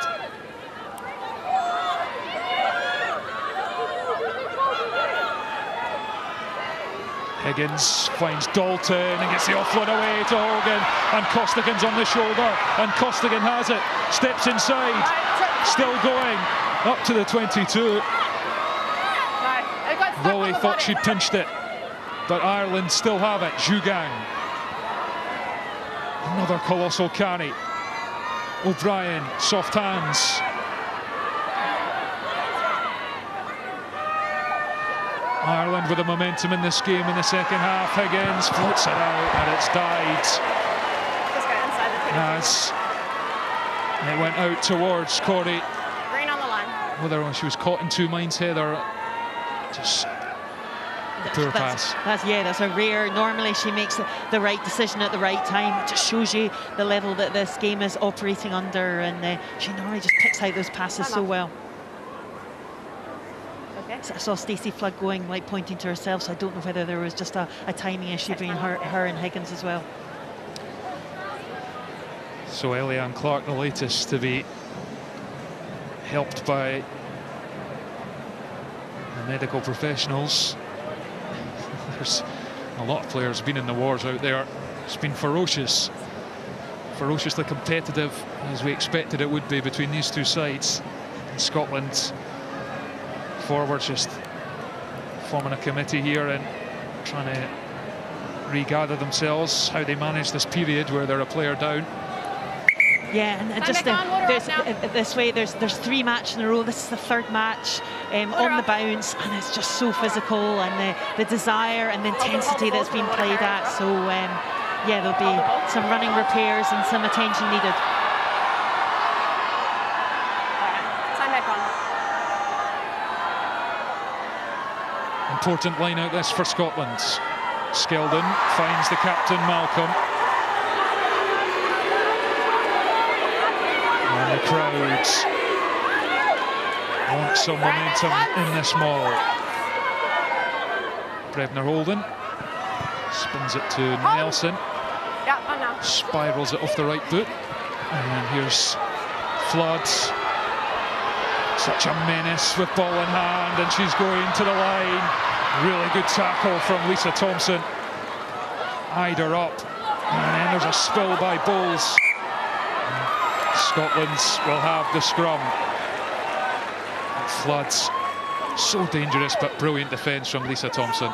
Absolutely, we talked about if Flood came on, and she just loves to counter-attack. Her decision-making and spotting space and linking with players, she's very often the try assist, and they are making a great run. So it's going to remain a yellow card, so there was a high degree of danger, but the mitigation has been applied with a passive tackler. Yellow card is going to remain a yellow card. There's a high degree of danger, but the mitigation is that she's dropping, all right? So there you go. Time back on. Crystal clear from the officials. Referee Natasha Ganley telling the crowd here at Hive Stadium that Rona Lloyd's yellow will stay a yellow, and Scotland's will go back up to 15 players. Once that sin bin has expired, although I'm not sure we'll see Rona Lloyd again. I think it will probably be Lucia Scott who will be allowed to come back on the pitch. Big scrum here. Scotland's than that MR try, really struggled to get out their own half, but their defence is keeping them in touch as Gallagher takes from the back, makes precious meters. Nelson, Costigan kept her eyes on that one. Skeldon and Clark make the tackle. Eliane Clark has made 22 tackles in this game. Let it go, let it go. Phenomenal for a front rower. Absolutely. O'Brien to Higgins. Ireland picking up where they left off here. It's so much of the possession and territory in this match, but nothing to choose between the sides on the scoreboard. O'Brien for Campbell. Manages to make something of that carry despite the lack of go forward, but Ireland are made to pay for the lack of momentum in that attack. Lana Skeldon in at the ruck. And Scotland breathe again. Yes, exceptional work there by Lana Skeldon. Plays a hooker most of her international life, but very much got the back row skills, just like Evie Gallagher, and can turn over ball. I was about to say Stacey Flood there, just getting her hands on the ball. She's a real menace, so I think Scotland will have to look about their kick chase and kicking to Stacey Flood because she loves open prairie. Yeah, Ireland have had to make some changes. I mean, opted to make others, but a lot of them are arguably strengthening them rather than weakening them. And they'll hope that tells as we move towards the final quarter of this game. But right now it's Scotland with the ball in their hands, as Lana Skeldon having extracted that penalty at the breakdown now has the job of finding her target at the line out, which is Gallagher. And the number 8 has it, and the maul is set up and is inching forward towards the Ireland 22. It's one of Scotland's clear strengths. Their maul. All right, that's one, back around, one. Use it. They're told to use it. There's a bit of momentum again, but told to use it, and then Conkle flat to the line. Higgins clung to her for dear life. Now it's Nelson, brilliant from MR. Thumps off one tackle, looking for another score. Back in field. Scotland's with a rare 40 into Ireland's 22, and they're using the hands. Thompson out to Gallagher.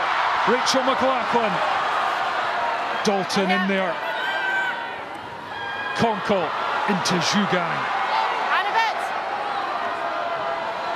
Nelson marshals the troops and gives it to Lana Skeldon.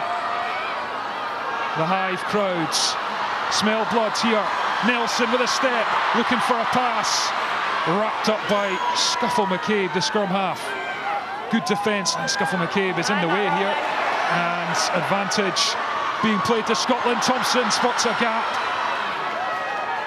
Has her legs taken away from her. Now it's Young, the prop. The Scotland attack still has life. Rolly with a big piston fend, gets the offload away, and Rachel McLaughlin is going to slide into the corner. And Scotland have their lead back. The Hive has its voice back. Rachel McLaughlin, all smiles. I can't hear anything. As Scotland hit Ireland with another sucker punch. And it is 17-12. Yeah, exceptional passes of play there, and the hands from Orr, and look at out the back door from Chloe Rowley, and she knew it. Rachel McLaughlin delighted with that score. What a pass from Chloe Rowley, has to fend off 3 Irish defenders. Great try from McLaughlin.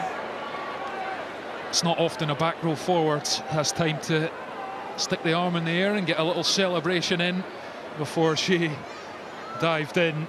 Rachel McLaughlin, just her second try for Scotland on her 51st cap. And now all eyes are on Helen Nelson from the touchline. Can she add to their points tally? It looks good. It is good. Scotland stretch their lead to 7. A beauty of a kick from vice-captain Helen Nelson. Chloe, just interesting, there's 3 Irish defence creating that space. Stacey Flood just coming across there, just couldn't quite get it. Great play, so much defensive work over the last few weeks by McLaughlin, but now got the try. And how do Ireland respond? They are a robust team, they won't go away. But for all their dominance in terms of possession and territory, yet again, they trail on the scoreboards, and they trail to the 14 players of Scotland who've managed to get themselves a try. Now, the yellow card, which is now come to an end as Lucia Scott replaces Rona Lloyd. And it is 15 against 15 as O'Brien flings it to Flood. Flood for Dalton, who drops it. And doubt starting to creep into Irish minds. Another rare error from Aoife Dalton.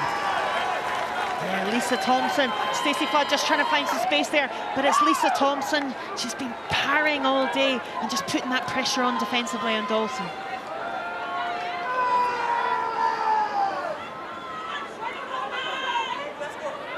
Just need to make sure our feet are up and under us, all right? Yep. Nice and long binds. So Scotland scrum as we enter the final quarter. It's a 7-point game. So much rugby to replay. There is Lucia Scott. Yeah, only her 5th cap. First Six Nations appearance last week against England, and first time at home in the Six Nations for her today. Yeah, a big moment for the Gloucester Hartbury player. And Scotland's will take so much energy from that try. And the conversion. That was really an exceptional conversion by Helen Nelson.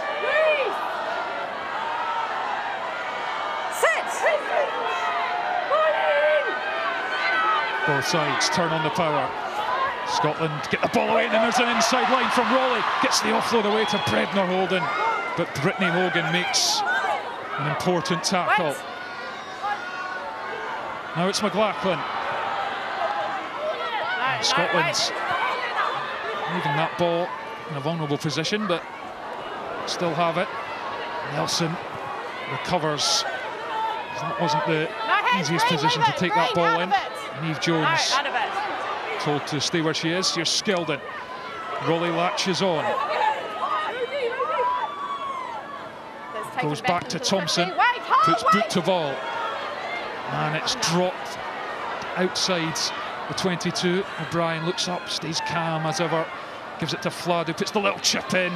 And it skips into Rowley's arms. Another strong handoff. Trademark from Rowley. Conkle. Big carry from the second row.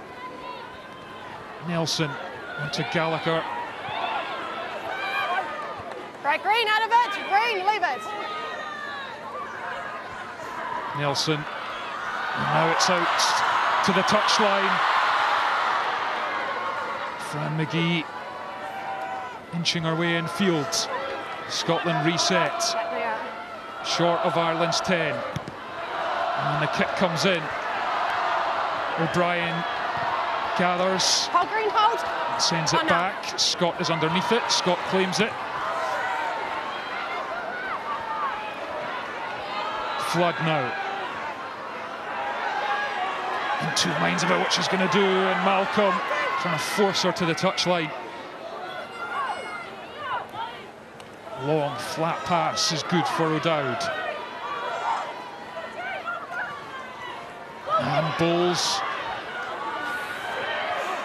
And Eliane Clark trying to get hands on ball. And Ireland get the clear out in. And here's Aoife Dalton. Almost away. O'Brien. Another swipe to that left boot, and Nelson does brilliantly to keep it in touch, or she hasn't managed to, according to the officials. 1, 2, 3, and 9. Might be a big toe on the whitewash there, Heather. Yeah, it looks like it. But just defensively and attacking, the work subs on definitely, because the work rate of everyone on that pitch, every single player in that pitch, is really, really phenomenal at the moment. So we've got some subs coming on. It's an entirely new front row for Ireland. Sive McGrath on at loosehead, Cleena Maloney on at hooker, and Christy Haney on at tight heads. As the departing trio get a warm reception from the Ireland fans. Just in front of myself and Heather. Yeah, quite rightly so. Stadium. And Rachel Malcolm, the Scotland captain, and Anne Young as well, getting some attention from the medical staff. And there's Molly Pullman. Scotland also changed their front row. Ellis Martin on at hooker, Molly Pullman on at tight heads. Nan Young, of course, already into the action off the bench at loosehead. So fresh front rows, Heather. Yeah, all 5 players coming off that really have put in an exceptional shift, not just in this game, but in all 5 games of the championships, or whichever ones they've been involved in. Really, especially that Irish front row in some of the games, really, Zhugang and O'Dowd and Jones. Can Ireland get themselves back into this game? Cleena Maloney with a good first line out. Here's Costigan, who got the scoring started in the first half. They go back down the short side. Flood away to Hogan, and then Maloney. And is that knocked on the floor? It is. Scotland scrum. And Ireland struggling to get their attack going. Scotland Scotland just really just fighting for every inch. Okay. Guys, it's a knock-on by Scotland first, and then Ireland. We're aerial and it's definitely goes straight. Okay, this one right here is a knock-on first, so it's going to be a scrum. So you can hear just a hand there. Yeah, Rachel McLaughlin with a hand in, which meant that pass went astray and resulted in Fiona to its knock-on. So Ireland will have the scrum here, and that allows them to keep the pressure on. And it might have been a penalty in that position, but Scotland get away with it.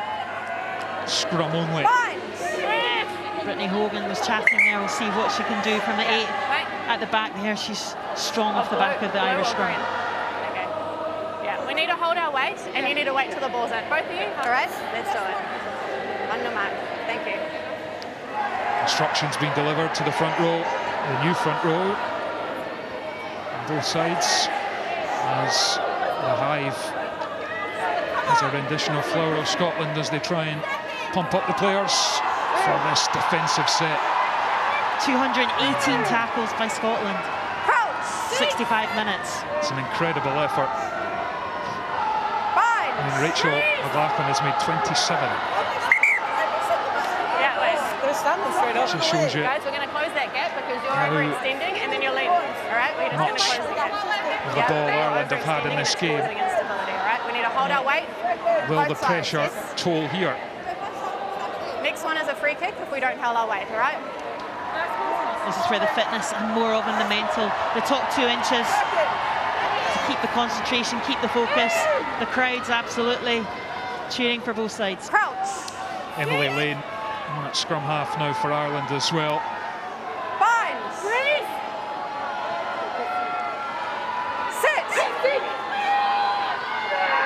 Massive scrum this, and Ireland sense it, and Ireland drive, and they have the advantage. Hogan to Lane, Eve Higgins, forward pass, but we will come back for that penalty at the scrum. Yeah, I watched the packs. They were live scrummaging in the warm-up, and the replacements, Right, Christy again, hold your Haney weight and I'll and manage Cleena them, right? Malone, like really strong, and Sid McGrath, so strong scrum. Say it again. So they're not holding their weight Christy on Haney. both sides. Yeah. So the gap is too big, so her legs are too far Experience, back. They're she's leaning only in, got which is 20, it's only her 24th cap, but it feels like she's So as soon as they put the pressure on. been around the block. And Cleena Malone, the only one that's got World Cup experience at 2 there. She went in 2017, and using it right here now in this right-hand corner of the hive. tense moments with 13 minutes left. Scotland's lead is 7 points. Ireland will feel their dominance with the ball merits more than their 12 points, but they need to breach the blue wall.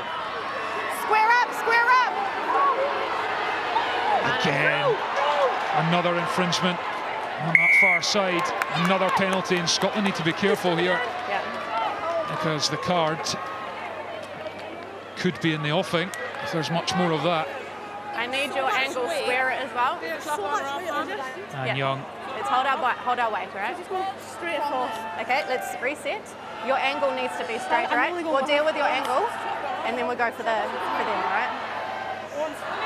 Big challenge for Ann Young, but more than capable. Christy Haney had an injury, missed WXV, so this is every ounce of her training and her rehab going into these scrums.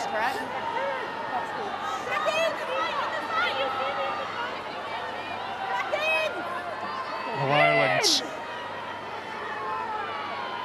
feel they've got the upper hand here. Crouch. And here is win prediction Scotland with Bind. 59% chance according to the stats gurus. But Ireland, No, that is you guys not holding your weight, all right? You guys are pushing forward. Yeah. apologies for any language you may have picked up there. It's getting tense in the front row. Calm in the chaos, Scotland, calm in the chaos, let's go. You hear that Rachel Macklin saying calm in the chaos, which is real outstanding leadership at 68 minutes in this position. You can understand passions are running high as we go for a third scrum. Ireland's dominating the last two. Here we go again. Scotland's Clear it. It's both down clinging on as the drive comes in. Wait. Ireland use it. Higgins with a crash ball from the centre, just short. Out of it. Scotland disrupting at the ruck, and I think that could be a card here. And Helen Nelson with her arm in the ruck, and the referee had absolutely no choice there.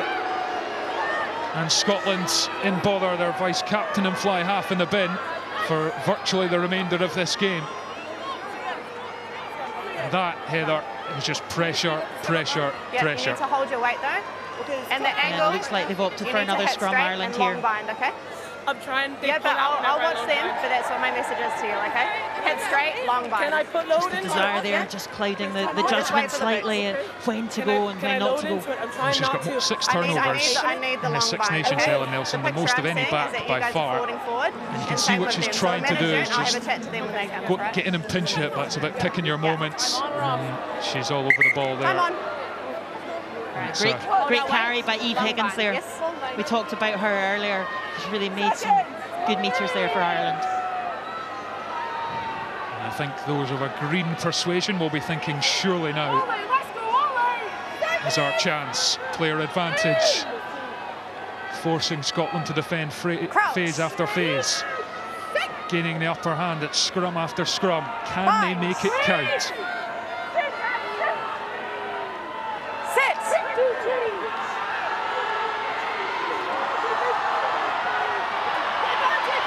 Another big shove. Hogan from the base. Thompson underneath it. McLaughlin and others are in there as well. Ireland need to fight to get down. It's held up. And you can hear the Scotland squeals of celebration, but the penalty advantage. And down.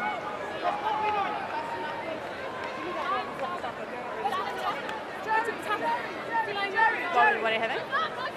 We're playing. Okay. So they're going to tap this and go, Ireland. Set penalty move. Scotland creaking. Brittany Hogan. No hands, Blue, leave it! Rowley in there. It's into Cleena Maloney. Lane goes digging. Finds O'Brien. It's Flood. Can she get it away? Blue offside. Another Scotland infringement, and they are in danger of going down to 30 here, and they have conceded. Finally, the pressure tolls. Finally, Ireland have a try. Oh, okay, you're front. And it is the replacement scrum half, Emily Lane, who gets it. What's going on in the scrum? So And they have the kick to come to level this match. How many penalties? It's a superb spot by Emily Lane, the Olympian. But it's the whole front row. I think, yeah, Scott Beeman has really chosen his bench well here. You've got Emily Lane, the Olympian, Stacey Flood, Eve Higgins, and they're really adding value. And a superb try there, and superb work with their forwards at the scrum time. Are you guys seeing the same picture in the scrums? O'Brien Yeah, to bring Ireland level once more. It's over. 8-6 the post. And Ireland are level, and you have to say it is fully deserved. Yeah, we're talking about Stacey Flood, that final carry there, and Emily Lane just waiting for their moment to go, and the space was there. And Helen Nelson has to watch on as our teammates try and play out the final 7 minutes of this match. Huge noise here at the Hive. And that's a slice from Flood. And Scotland will take that.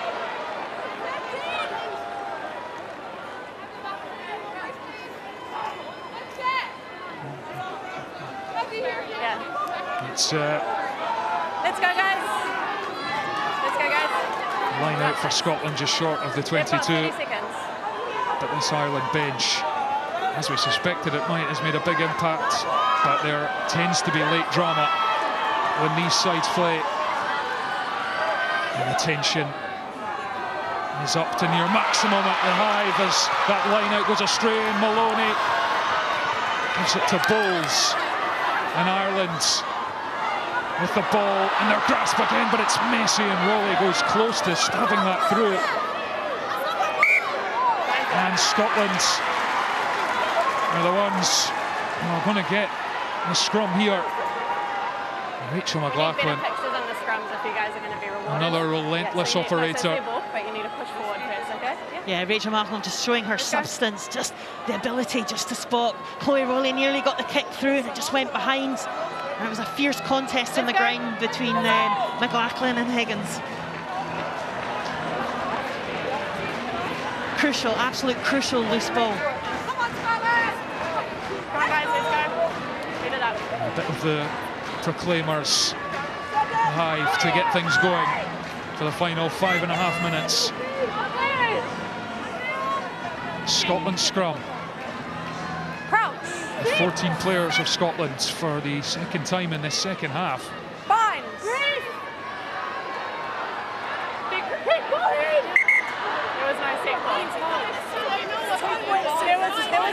There was no set call. There was no set call. Stop. Let's go. Can you ask them to put Yeah. She can't put the ball until I say set. There was no set call. Is she just rolling? So let's go. Christy Heaney just pleading her case to the referee. We've just got to wait for the set call, which is the last bit of that cadence. It's crouch bind set, so they must wait.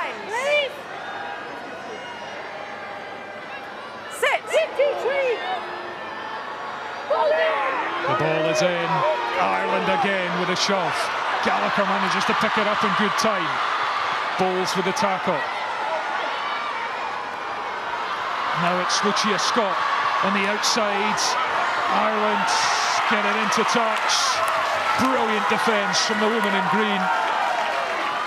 They sense the opportunity. And Flood again involved. Big play.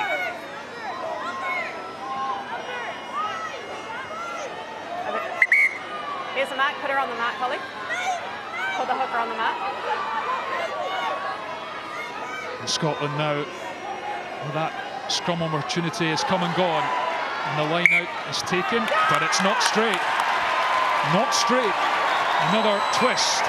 We're going for line out.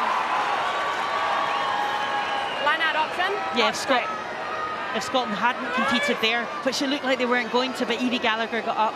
If they hadn't competed, it would be play on, but since they did compete, then it's not straight.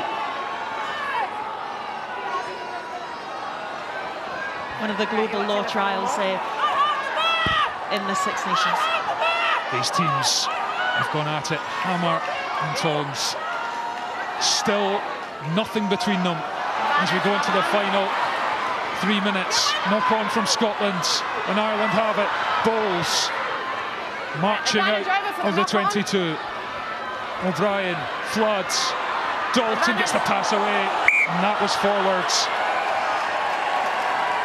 And now Scotland will have the scrum, and neither team wants the ball in this final few moments.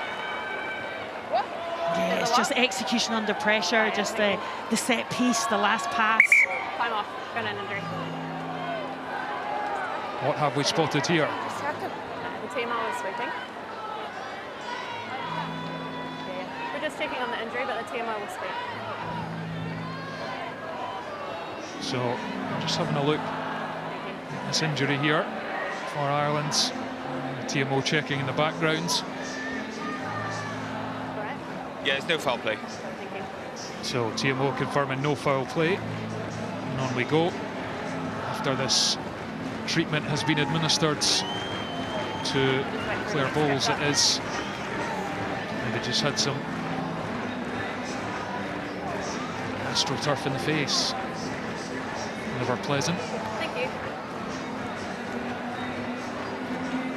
And there is the magic sponge and the magic tape. Yeah, only her second Six Nations this championship, and really putting in a shift today. Let's do this. It's been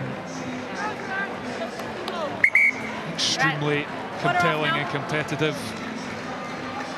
A draw would almost be fitting, but Ireland will feel they've had plenty of ball. Could have done more with it, but for Scotland's tenacity in defence, Scotland's with the scrum in Ireland territory. Could the 14 players strike here?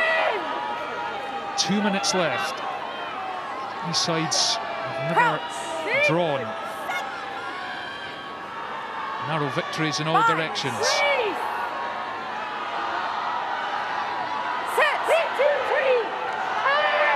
Here we go. It goes down. Scotland's have it. Lisa Thompson with the show and the carry. Dredna Holden.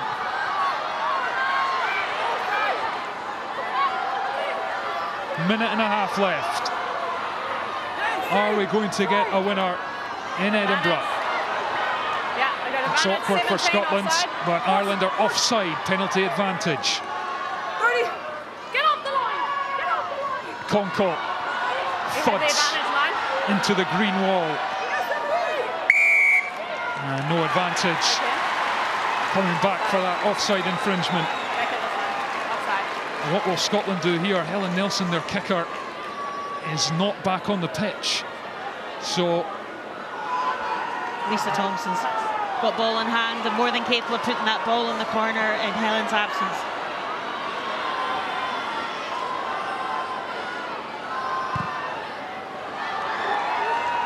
it's kicked towards the 5-metre line. Ferocious defence there from Ireland. They were saying, get off the line, get off the line. Let's go. Let's go. So the yellow card has now come to an end. Helen Nelson is on. We've hit the 79:30 mark. She went off at 69:30. And here is the Scotland vice-captain rode onto the pitch. Line out is taken by McLaughlin. And here comes the maul. And it's 20 down this side. Scotland sends victory. Gallagher twists and turns. The troops are being assembled. Scotland go wide. It misses Rowley. It's scooped up by Scott. And Fran McGee to win it for Scotland.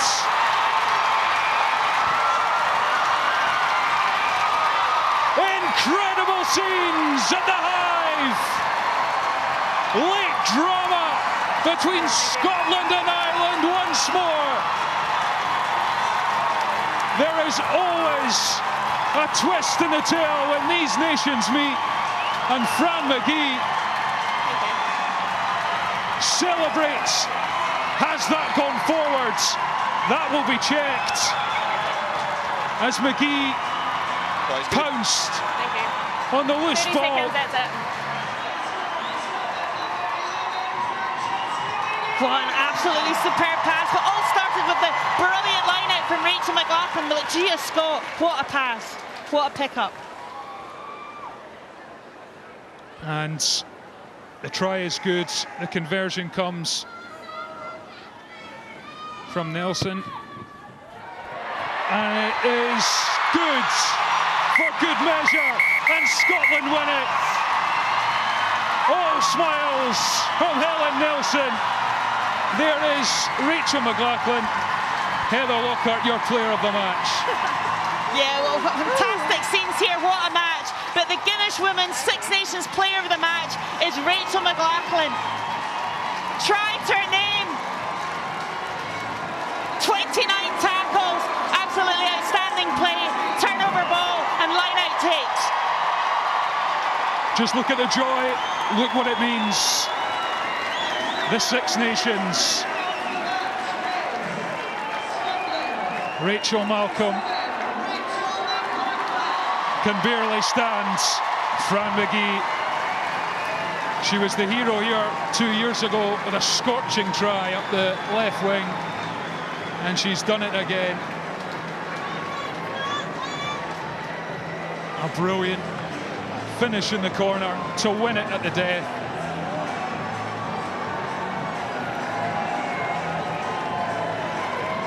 And Helen Nelson, who was able to come on and just see it out and hit the extras from the touchline for good measure. And the tension here was incredible. Heather Lockhart. What drama as the Scotland players embrace each other. They get their second win of this campaign. It means they will definitely not be finishing bottom. Ireland will finish third, barring a big score from Italy tomorrow. They will feel they left points out there. But Scotland were clinical when it mattered, Heather.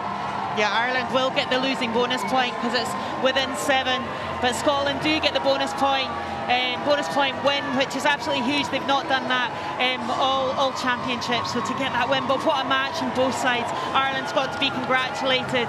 Everyone out on their feet in the end, and who could keep calm the most and keep ball and get over that try line, and some outstanding defence from both sides and outstanding kicking. But what a game for that here at the Hive. Joy abounds at the Hive for Scotland. They have made up for the loss against Italy at home that hurt them so much. For Ireland, it has still been a promising campaign. They will finish as the best of the rest, as it were, outside England and France, who go for the Grand Slam between them at Allianz Stadium later. And here we can hear from the player of the match, Rachel McLaughlin. Rachel, what an incredible game, what an incredible victory. Sum up your emotions right now. Yeah, just proud, so proud. You know, there's been some down bits this campaign for us, and we wanted to come out and show heart and pride in the jersey and pride at home, and I think we did exactly that today. You certainly did. Long spells you had to defend against a very strong Ireland team, but you always stayed in the game, you always kept the fight going. Yeah, absolutely. Like I say, it's heart and pride, and we pride ourselves on our work, and I think we really showed that today. In those final moments, you were obviously down to 14 at various points in the game. Did you always believe you had one last big play in you? Absolutely. Like, we came into this game with belief, and that's, yeah, we continue to believe throughout. You know, we knew we'd have down patches, line breaks, but I think we picked ourselves up and just kept going. You said it's not all gone your way in this Six Nations, but how big is this to finish on a high with a victory like Massive, that? Massive, and we knew we had it in us, and it's just amazing to be able to show a home crowd that, and yeah, we just go up from here. Rachel, congratulations, well played. Thank you very much.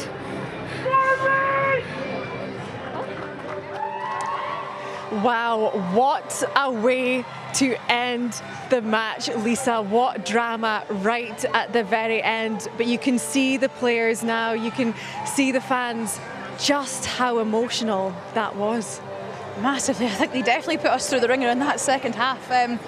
You know, you could have said the writing was on the wall with obviously those two late yellow cards for Scotland, but like Rachel McLaughlin said, the amount of pride these girls have in this jersey, and for the ability to play at home in front of these fans, you really saw what it means to be Scottish out there. And I think, you know, they really worked hard for that victory and were really ruthless right at the end. And Rachel Malcolm, we can see her speaking now, but actually seeing her face as Fran McGee scored that winning try, she was so emotional. This means so much to her, doesn't it? It does. It massively does. You know, being captain of your country, there's that extra added bonus, but also that extra added pressure of, you know, expectation. You're the one that's supposed to lead the squad, lead this team in the good moments and the hard. And I think Rachel Malcolm has more than done that multiple times. And like you said right there, I think it was just an expression of emotion of how that game had gone.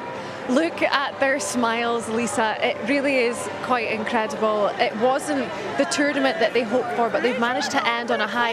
How important is this victory going ahead now, looking at the World Cup and these warm-up games coming up too, and facing Ireland again? I know, it's a bit like not to be that long until we see them again, but I think it was massive to get this momentum going into the World Cup warm-up matches, not only for the players individually, you know, for them making the final squad, but also them as a collective. You know, they've got this confidence, they've broken the losing streak again, and it kind of allows them to have that confidence going into the next match, being like, we've shown a performance that we're proud of, let's back it up again. Exactly, they know they can do it. Well, I am delighted that we're now joined by the Scotland head coach, Brian Eastland. A huge congratulations. We could see just how emotional that was, especially at the end. Yeah, it was extremely emotional. I think it just shows the fight of this team, doesn't it?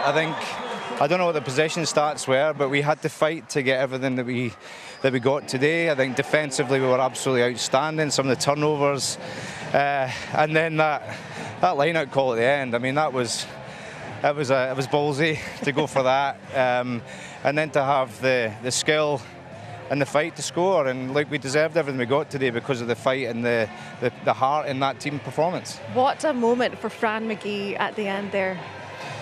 What a moment for everybody, but you know, for Fran to have the opportunity to finish that off and just to see what that meant for everybody, you know, that just shows what this team's all about. And just, you know, to actually have a real goal. I thought the lineup was absolutely perfect at the end, and then just to go to the edge and see Fran finishing that off, it's just, I can't tell you how I felt at the end there.